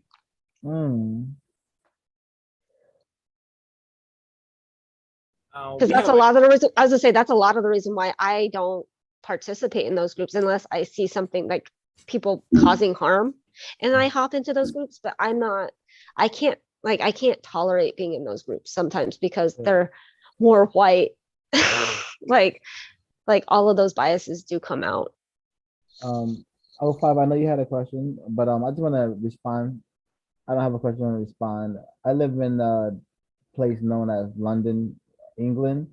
And I remember back in 2020, and late 2019 when COVID became a thing, my school is primarily consists of white people and people from China and other Asian countries. And I think the first month of COVID, every single Asian female in my film crew had been attacked by a white person on the street. And when Oh I my say every God. single one, I mean we're talking about 12 different Asian females who who approached me of all people and confided in me what happened to them. And Yeah. when I say attacked, I mean physically attacked on the street. I don't know what happened to the Asian males, but I know over a dozen Asian females had to have a meeting and talk about the racialized violence that they're experiencing because first they're not used to that type of thing, and secondly they didn't expect it to happen. But Yeah. I think it's really tragic. Just wanted to share that. Um, Yeah, it is. Do you ever try to raise awareness among people who are classified as Asian collectively that you know, there's a whole system of racism, white supremacy out there, and then the narrative, what most people around the world are being fed, is that, you know, Asian crimes against Asian people are largely just being committed by people who are classified as black. Do you ever try to sort of counter Oh, all that the time. narrative among? Okay. And what's your Yeah, experience when you I try was to just do that? it depends. I actually got kicked out of one group that had like 8 or 10,000 members, and they all lived in America.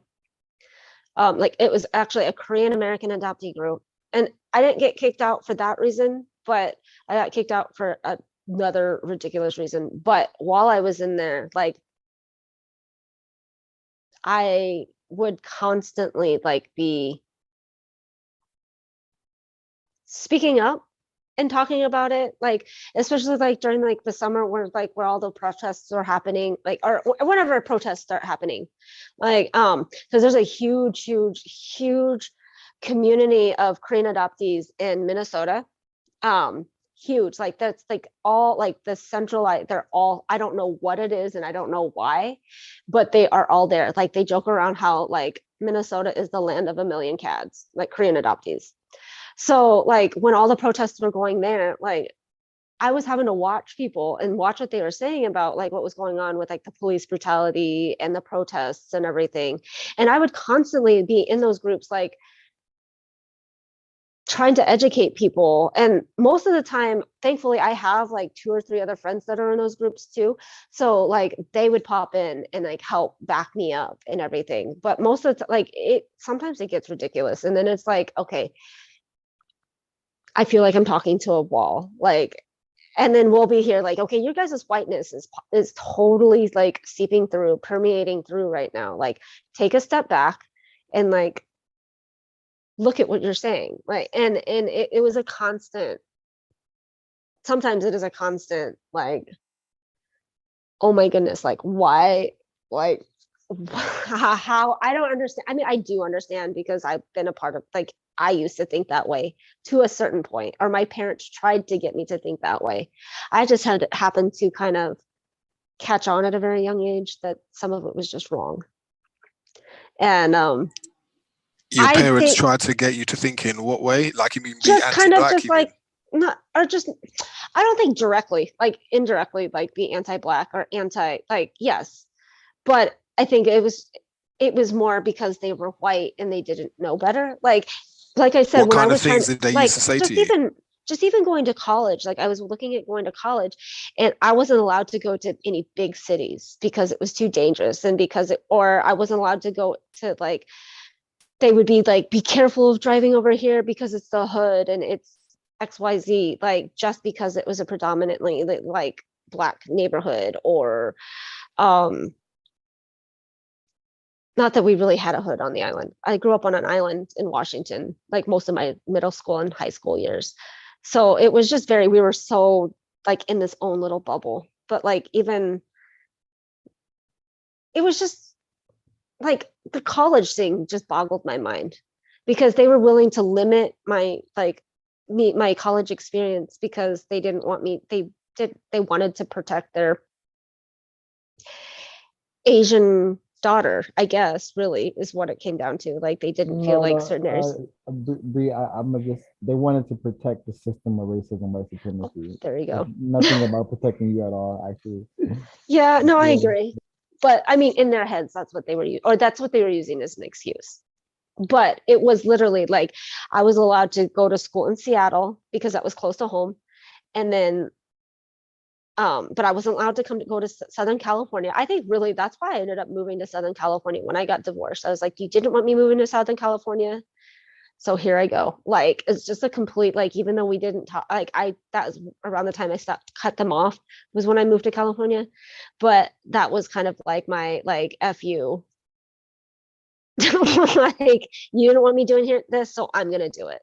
Kind of like, not that I think in the end it really mattered, but like, she was just like the big cities. Like, I couldn't go to school in Chicago, New York, Southern California, like anywhere that I felt like there were predominantly like non-white people. They were deeming it as not safe. Bree, quick question. What does it say on your children's birth certificates under race? Good question. I don't, you know what? My two oldest ones, they don't think we put white. I know I didn't put white for my youngest because she's like a fraction, like she's an 8th white or something like that, or 16th white. I don't know what we did put on under hers though. I think we might have even just done multiracial or mixed or something like that. I don't know if I like other or something, because she is so mixed. Like, she's half Korean and then Black, Hispanic, and white. If I'm not mistaken, mixed is not on. Okay, then I don't know. Maybe I might have marked her as Korean then, because she's more Korean than anything else, or Asian. Interesting. I don't know. White people are not ignorant about racism, white supremacy. What are your top 3 books? For what? Like, Anything. just What are in your general? top 3 favorite? Yeah. What are your top 3 favorite books? I don't know if I have any favorite books right now. I kind of got burnt out with school and I haven't read any books recently. Like, I take that back. There was one book called it's like a biography. It was called To Save the Children of Korea, and it was like a dark history of like Korean adoption and how the Korean War played such a huge part in that, and how I would love for you to finish, but I'm just gonna do my job. Dark is another code phrase that's used by white supremacists to continuously propagate the agenda. Yeah. Hey, everything dark is bad. Yeah. It's so funny. I watch a lot of true crime, and the true crime videos are quite sadistic, and it's mostly white people killing other white people. And every comment is, "Oh, my God, it's so dark." So my response now is, it's funny you say it's dark when everyone involved is white. So interesting. even though I still use that terminology because people understand it, but Yeah. just know that it is anti-black programming, that type of language. Thank you. Yeah. Yeah. I don't know what other book. continue. Oh, I was gonna say, I don't know. There was another book that I just read just recently, but I feel like my most, like, my favorite books that I've read are like all have it to do with adoption and transracial adoption. Like, in that sphere of stuff. I haven't done a lot of reading lately, honestly. Like, I don't, yeah. School, and honestly, I think because of the way my parents were so like, you're going to do this with school, I kind of got turned off by reading. Like, I used to love to read, and then when my parents wanted me to do the college thing while in high school, and they're like, you're going to get your associates by the time you graduate out of high school, like, that totally burnt me out. What type of TV programs did your captive watch when you were younger? A lot of news, a lot of PBS was about a lot. We weren't allowed to watch Disney. We weren't allowed to watch Nickelodeon. Like, PBS was it, or like a lot of like Christian Bible, like anything that was like around the like church stuff, really. we until we were in high school, we weren't allowed to watch a lot of stuff. Like we were just, it was like I said, like even like things My that my question kids, is more about your parents. my What did parents, they just, what my did mom watched accept mainly it? the Yeah. news, like the Okay. news. My mom was all about like the older actors like Dick Van Dyke and um Matlock and Murder She Wrote and stuff like that. I don't remember. My dad was into Star Trek. That's about all I remember. And like he would watch football. But we didn't watch a lot of, they didn't watch a lot of TV in our house other than like the news. Okay. And I don't know if this question's been asked already, but how do non-white Black people treat you? Mm, they're pretty accepting of me. I guess it depends too in what spaces.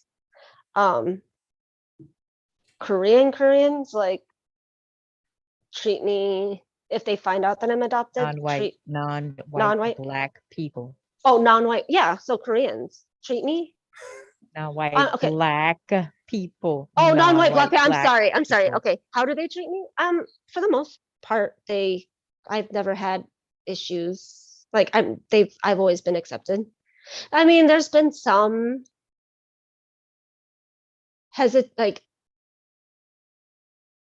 back in San Diego, like with the community that I was involved with there was a little bit of like hesitancy first, but then just who's this Asian person wanting to get involved type of a situation. But that turned real quick and like I'm still friends with all of them now. But as a generally speaking, I feel like I get treated pretty, like I don't get mistreated. I haven't ever experienced, I can't think of anything that I have ever really experienced being treated badly. What do you think caused the hesitancy? What do you mean? You said that some of the Black people in San Diego were a little hesitant towards you. Oh, What do you think caused the hesitancy? because I was like one of the few, because it was like an activist space and I was one of the very few Asian people getting involved in the activist space. So I think there was just some distrust because they're just like, why is this Asian person trying to get involved with this? Oh, Like, it was like I- a black so-called activism space. yeah. Well, yeah, yes, absolutely.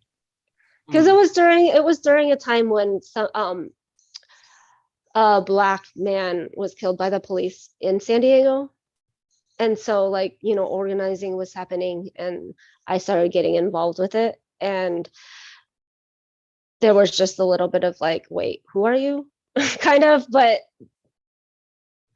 and there was a couple of times too where I feel like they tried too hard to accept me, because there was one time we did this whole like photographer, like a bunch of photographers, and I was the only non-Black.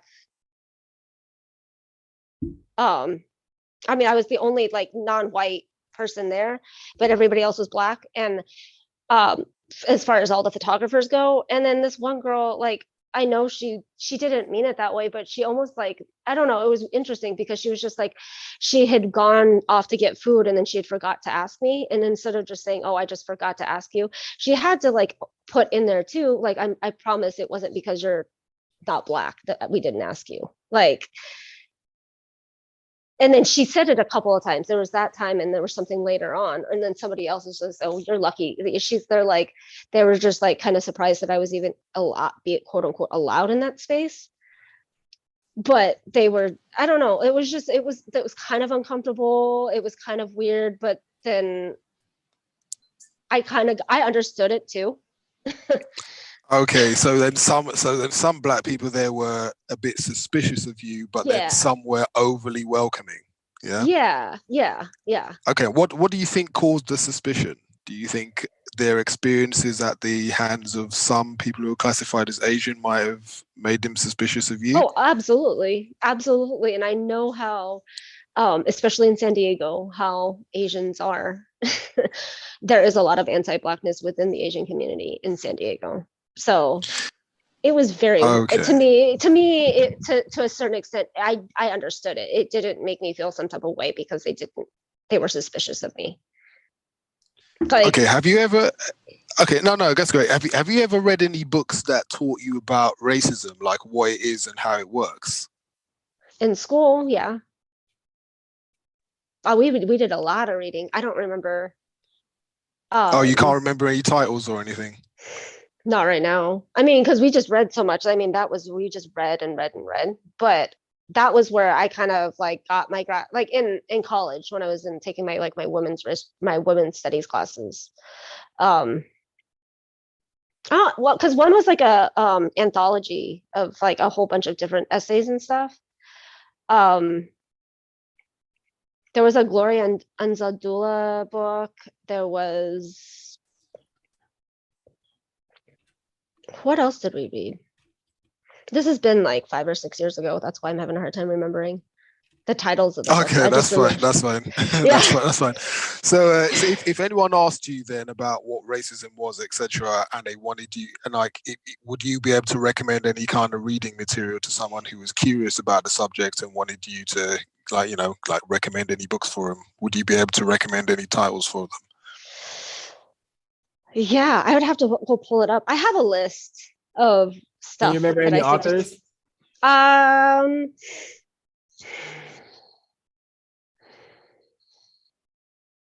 Let's see, what did I read? Who did I read? I'm trying to like, I'm sorry, like I've been working a whole lot, so my brain has been frazzled. I'm like working 50, 60-hour work weeks right now. Who is it that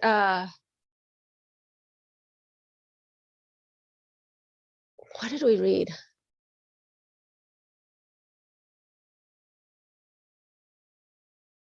I'm totally spacing people right now. While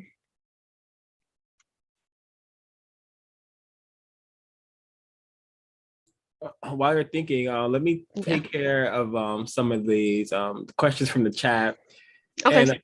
And so this is from Tevin, PA9551, says, did her white husband ever speak to their children about racism? No, not that I'm aware of. Not while I was around. All right. Would she say white women are also complicit to practicing racism just as white men? Absolutely. Alrighty, and there was one. Is the term microaggressions a correct term to describe racism, white supremacy? I think it's a form of. I wouldn't like blanket cover all of like. I mean, microaggressions is a form of white supremacy and racism. Yes. See, I would say the term microaggression was created to confuse people further and not call racism because I see what you're saying. Yeah, there's nothing small about racial aggression.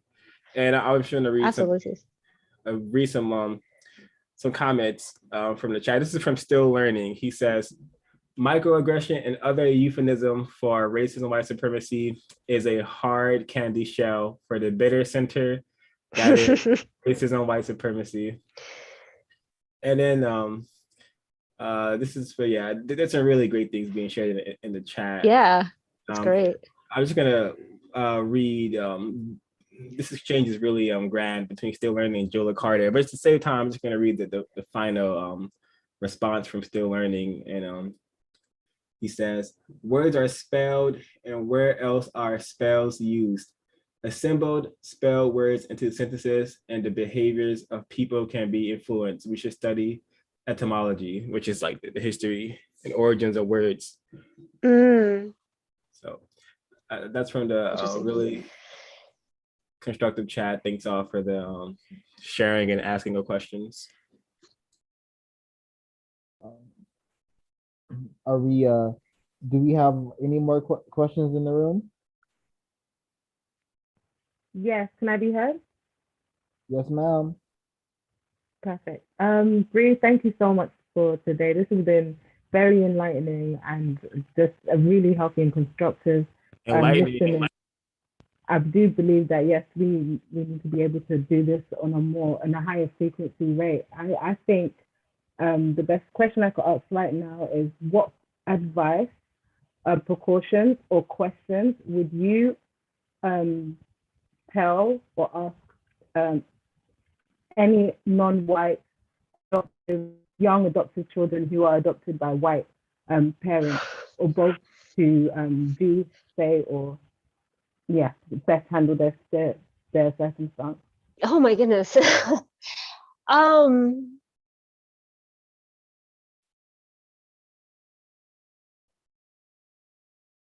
Man, that's a hard one. Because there's so much, and this is like, I'm a part of this transracial adoptee group that's like, the white adoptive parents are in there, but they're not allowed to do anything other than to like contribute like monetarily to transracial adoptees, and then they have to sit back and like learn from us. So that's like our space to sit there and talk to them, to tell them how they like what not to do to like what we wish that would have been helpful for us as like kids. But what would I tell young transracial adoptees?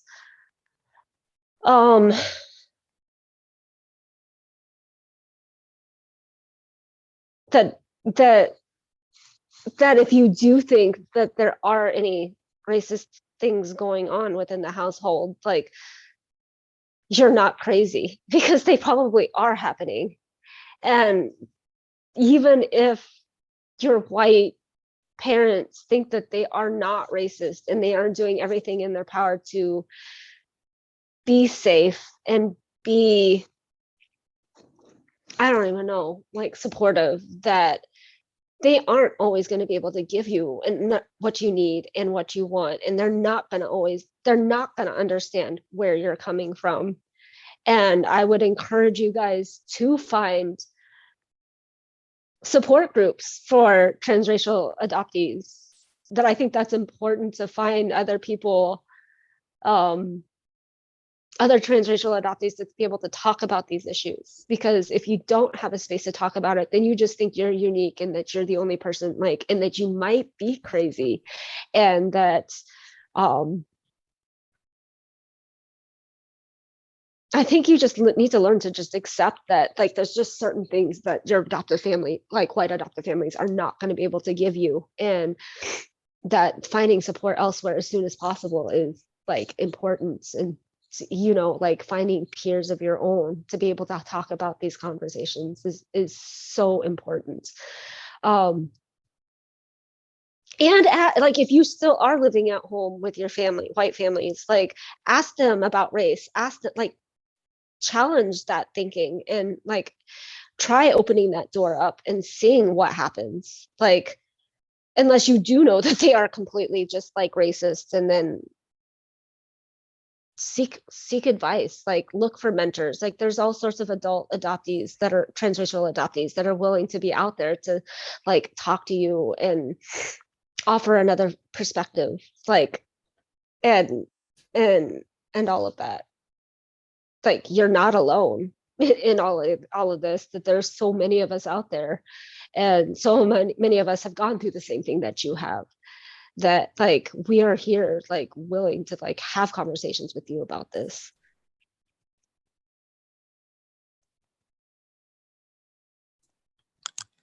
Just one more question I wanted to get in quickly, just because I think it would be quite good to get your perspective on this as someone who's classified as Asian, right? When like, let's just say, for example, there's a George Floyd protest, etc., like a protest held by, I don't know, mostly black people who are trying to draw attention to the fact that we're victims of a system of racism, white supremacy, right?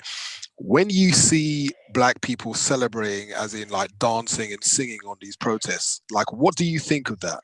I mean, before you answer, I was just going to say, like, like if I view, say, like a anti-Asian hate protest or a protest against anti-Semitism, I don't usually see that type of behavior from the people who are trying to draw that type of attention. So when you see black people dancing and singing and celebrating and stuff like that, what do you think when you observe that? Hmm. You know, I mean, do you think that helps us? Do you think that's constructive? I mean, I've seen my friends do it, and I see it as like a form of an outlet, I guess. So for me, I don't know. I find it very like I some of it, I guess, in the past, I haven't understood why, but then it wasn't really, I kind of just felt it was my place because Are your friends classified as Black? yes. Okay, you can continue.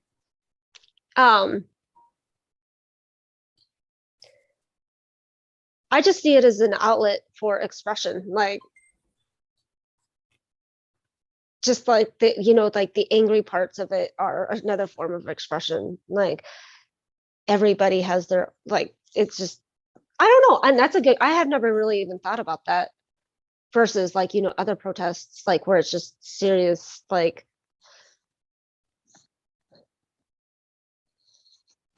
You know, I'm glad you just said that. Other protests are serious, right? Now, when you see well, black people not sort of serious, singing but and not serious, dancing, serious, but like very stoic or very like one emotion, like not a spectrum of emotions. yeah, that's Maybe. what I meant. That's what I was getting at. So, I mean, Okay. when you see that, when black people are sort of singing and dancing and twerking, etc., things like that, do you think that's constructive? Do you think that helps us Oh, to not be victims of racism, white supremacy, or do you think we should be doing things that are more serious instead of doing things like that? I don't know. I mean, I guess I kind of never thought of it as like my place to judge since I'm not black, if that makes Yeah, sense. that's what Like, I'm saying. That's why I'm just interested to get your opinion. So oh, I'm asking you your opinion. I mean, I think that it's, I don't know if I see it as like harmful. I see it as like, I guess, Is it I don't know. helpful? I mean, I guess emotionally, for like a person's psyche, it would be helpful, yes, because it's like another, you know, that's that outlet of expression. Is it logical? Does it help us? In the long run, maybe not, but in that time of space, I can see it being very therapeutic in a sense, I guess. Okay, thanks for answering the question. All right, I have a couple of more questions, but I want to play a sound clip first, and then give folks a little tiny break.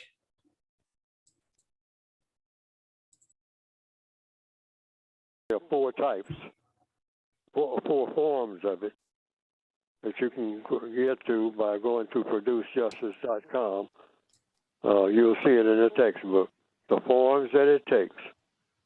And that is black people's biggest drawback when it comes from not only not having a code, but not really being focused on countering and eliminating racism as the reason for being. Whereas the white supremacists, their whole reason for being, for existing, is white supremacy. They have no other reason for even existing. This is why they're in such opposition to anybody changing it. Because if you take white supremacy away from a white person who believes in white supremacy, you've taken everything. You haven't just taken something. And it's the same way with black people. You take away the ability for a black person to show off to another black person, that black person is now suicidal. I would encourage everyone to go to producejustice.com to order your copy of the code book and the word guide so we can all begin to get serious about changing our thought, speech, and action to one that counters racism or attempts to counter racism. So Ms. Bree, would you be interested in beginning to change your thought, speech, and action to one that is against racism. Like, for example, I suspect part of the reason the problem is so big is because we don't use the correct words to describe what's happening. And for example, being you using the term microaggression, where that could easily be using attempted counter racist logic and language. You could say, I suspect this person is mistreating me because I am non-white, or I suspect this person is practicing racism against me, or simply calling it mistreatment. Because microaggression, when you really think about the word and the term, it really is a euphemism, as someone stated in the chat, for racism, white supremacy. And it's just that simple to work against racism simply by using our thought and our action, and then eventually we could develop some actions. I would also encourage everyone to go to counterracism.com to learn more about counter racist science there. But Ms. Bear, did you understand my question? Oh no, I was waiting. Yeah, yes, I am interested.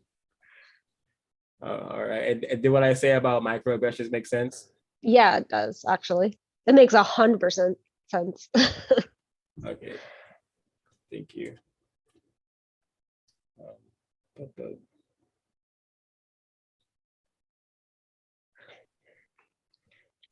reading, making sure I'm not missing any questions from the chat.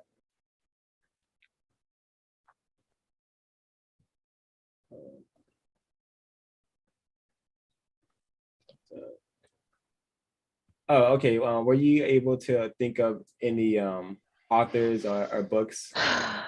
No, not right now. I mean, I have a list of them. I don't have my computer on me right now, or else I can pull them up. I think that's just a to me. If you can't remember Yeah. a book you read or a movie you watched or a TV show you watched, then it probably wasn't that engaging, to be honest. I mean, I think go for it. I was gonna say it's possible. I just also had a lot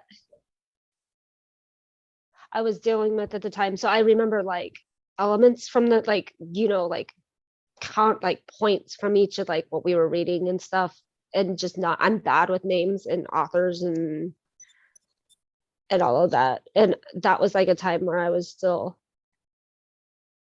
had just had my daughter, and I was dealing with her dad and him being abusive at home too. So there's just a lot going on during that time frame. So that's, I think, why I picked up bits and pieces and just not was able to cling on to names. Can I just ask, are you familiar at all with Peggy McIntosh, Jane Elliott, and the White Privilege Conference? I have heard of it, yeah. I'm not familiar with a whole lot of like what goes on, like what is like involved with it or anything, but yes, I know of it.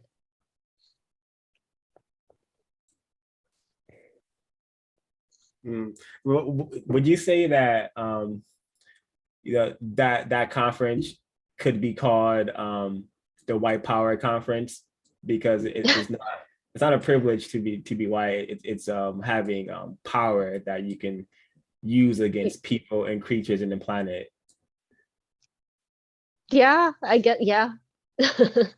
I think that would be accurate.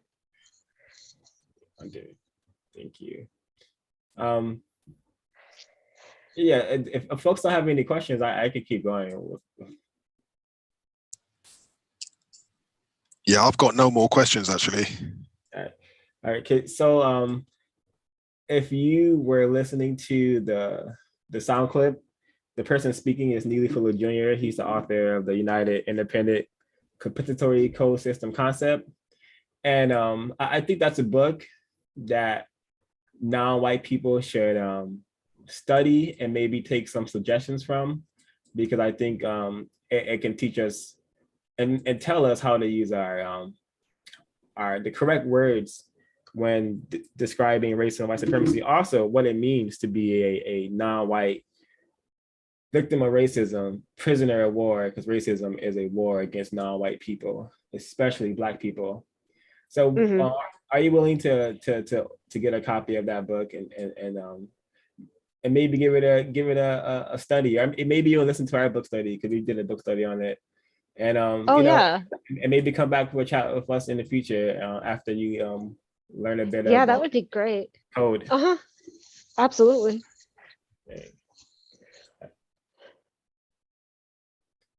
I think that would be a neat conversation.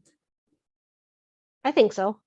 I agree as well. Thank you so much for your time, energy, and patience, Yeah. everyone in the group, especially Bree for answering so many questions from so many different people. My closing comments are these type of conversations are gonna eventually help myself replace the system of racism, white supremacy with justice. I hope other people will like to do the same things that I would like to do. I totally agree with Neely Fuller Jr. I was born to see the end of racism, white supremacy. I'm not really sure how he would been on this planet this long. Okay with what's going on, but I'm certainly, not amongst them. Nor am I amongst anyone who's okay with what's going on. I will continue to do my best to apply logic in solving all problems, with the biggest one on my list being the system of racism, white supremacy. Those are my closing comments. Wow, thank you, Sid. That was very, very well said. I thought that this was a very insightful discussion. I thank you, Bree, for your time and energy, and I do hope that you find interest in the concept of countering racism, and I do hope it interests you enough to maybe share it with your care mate and your associates that some people call friends. And yeah, I do hope that we'll have a conversation in the future. I'd love that. Thanks for having me. I think that this conversation is really interesting, and it's not something, even especially like in my spaces, that has had enough. And I wish that we had that type of conversation more.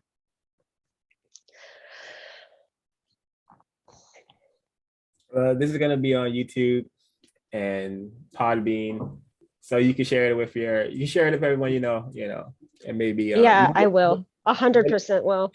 Maybe motivate some of your adopted your fellow victims who were captured in that mini system of adoption. Maybe you could, I offer them a time on the show as well, a time on the program as well, to learn from them as well, learn about their experiences and see how if we could detect any more behaviors or patterns from people who classify themselves as white.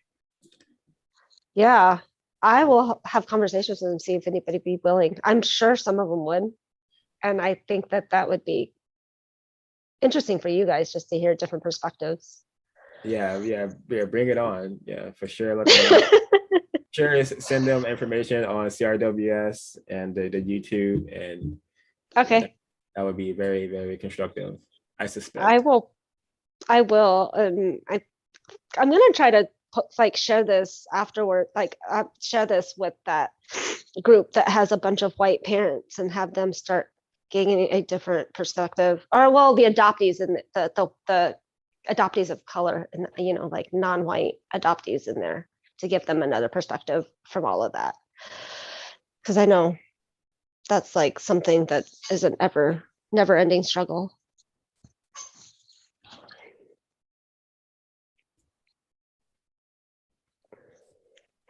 All righty, I will I'll make sure Sarah sends you the website information so you can order your copy of the code. Yeah, that would be great. And also this you can find this live. This will stay on YouTube, but I'm also gonna upload this again on YouTube. Okay. So yeah, you Sounds can share those as well. I don't know. I will. Okay, Damages, did you have any closing comments or anything that came to mind? No, I think you guys have covered it. I've covered everything, you know. Yeah, just I guess probably for people listening, yeah, the term white privilege, dangerous term in my view. That term white privilege, very dangerous, and it was made up by that Peggy McIntosh from the white privilege group. Yeah, you know, when I think of things like apartheid South Africa, just another euphemism there for racism, white supremacy. That's not an example of white privilege. That's an example of white power, right? White privilege basically just means white people talking about what they receive in a system of racism, white supremacy, not what they do to practice it. And that's what they try to do. They try to use these different types of words. Every other couple of months, they come out with a different term to try and throw people off from actually speaking about this thing in an accurate way, in a logical, accurate way that actually describes what's happening. And so yeah, that's my closing comments. And yeah, it was really good asking you questions. I like the thanks for answering the questions as well. Hopefully we can have another dialogue in the future. That'd be great. Yeah, I'd love that.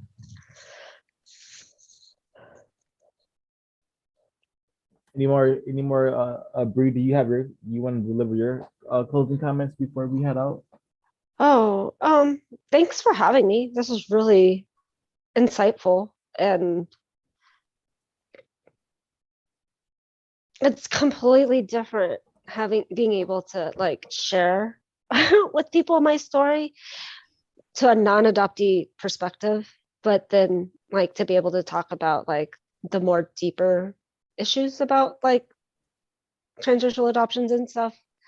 So I'm very honored to be asked to come on and like be a part of this.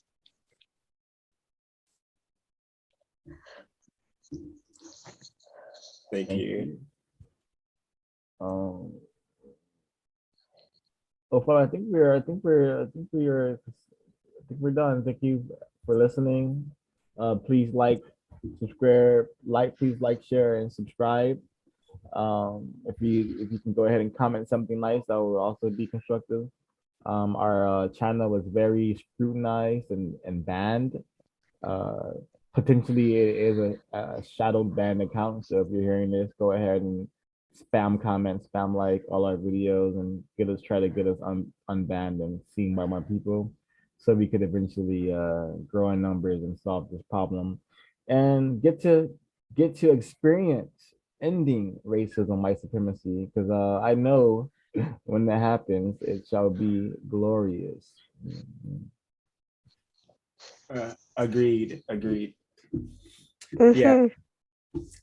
Alrighty, thanks everyone. Yeah, Sir said it best. So CRWS, signing out. Definitely thanks to the audience and their sharing as well. Very, very constructive.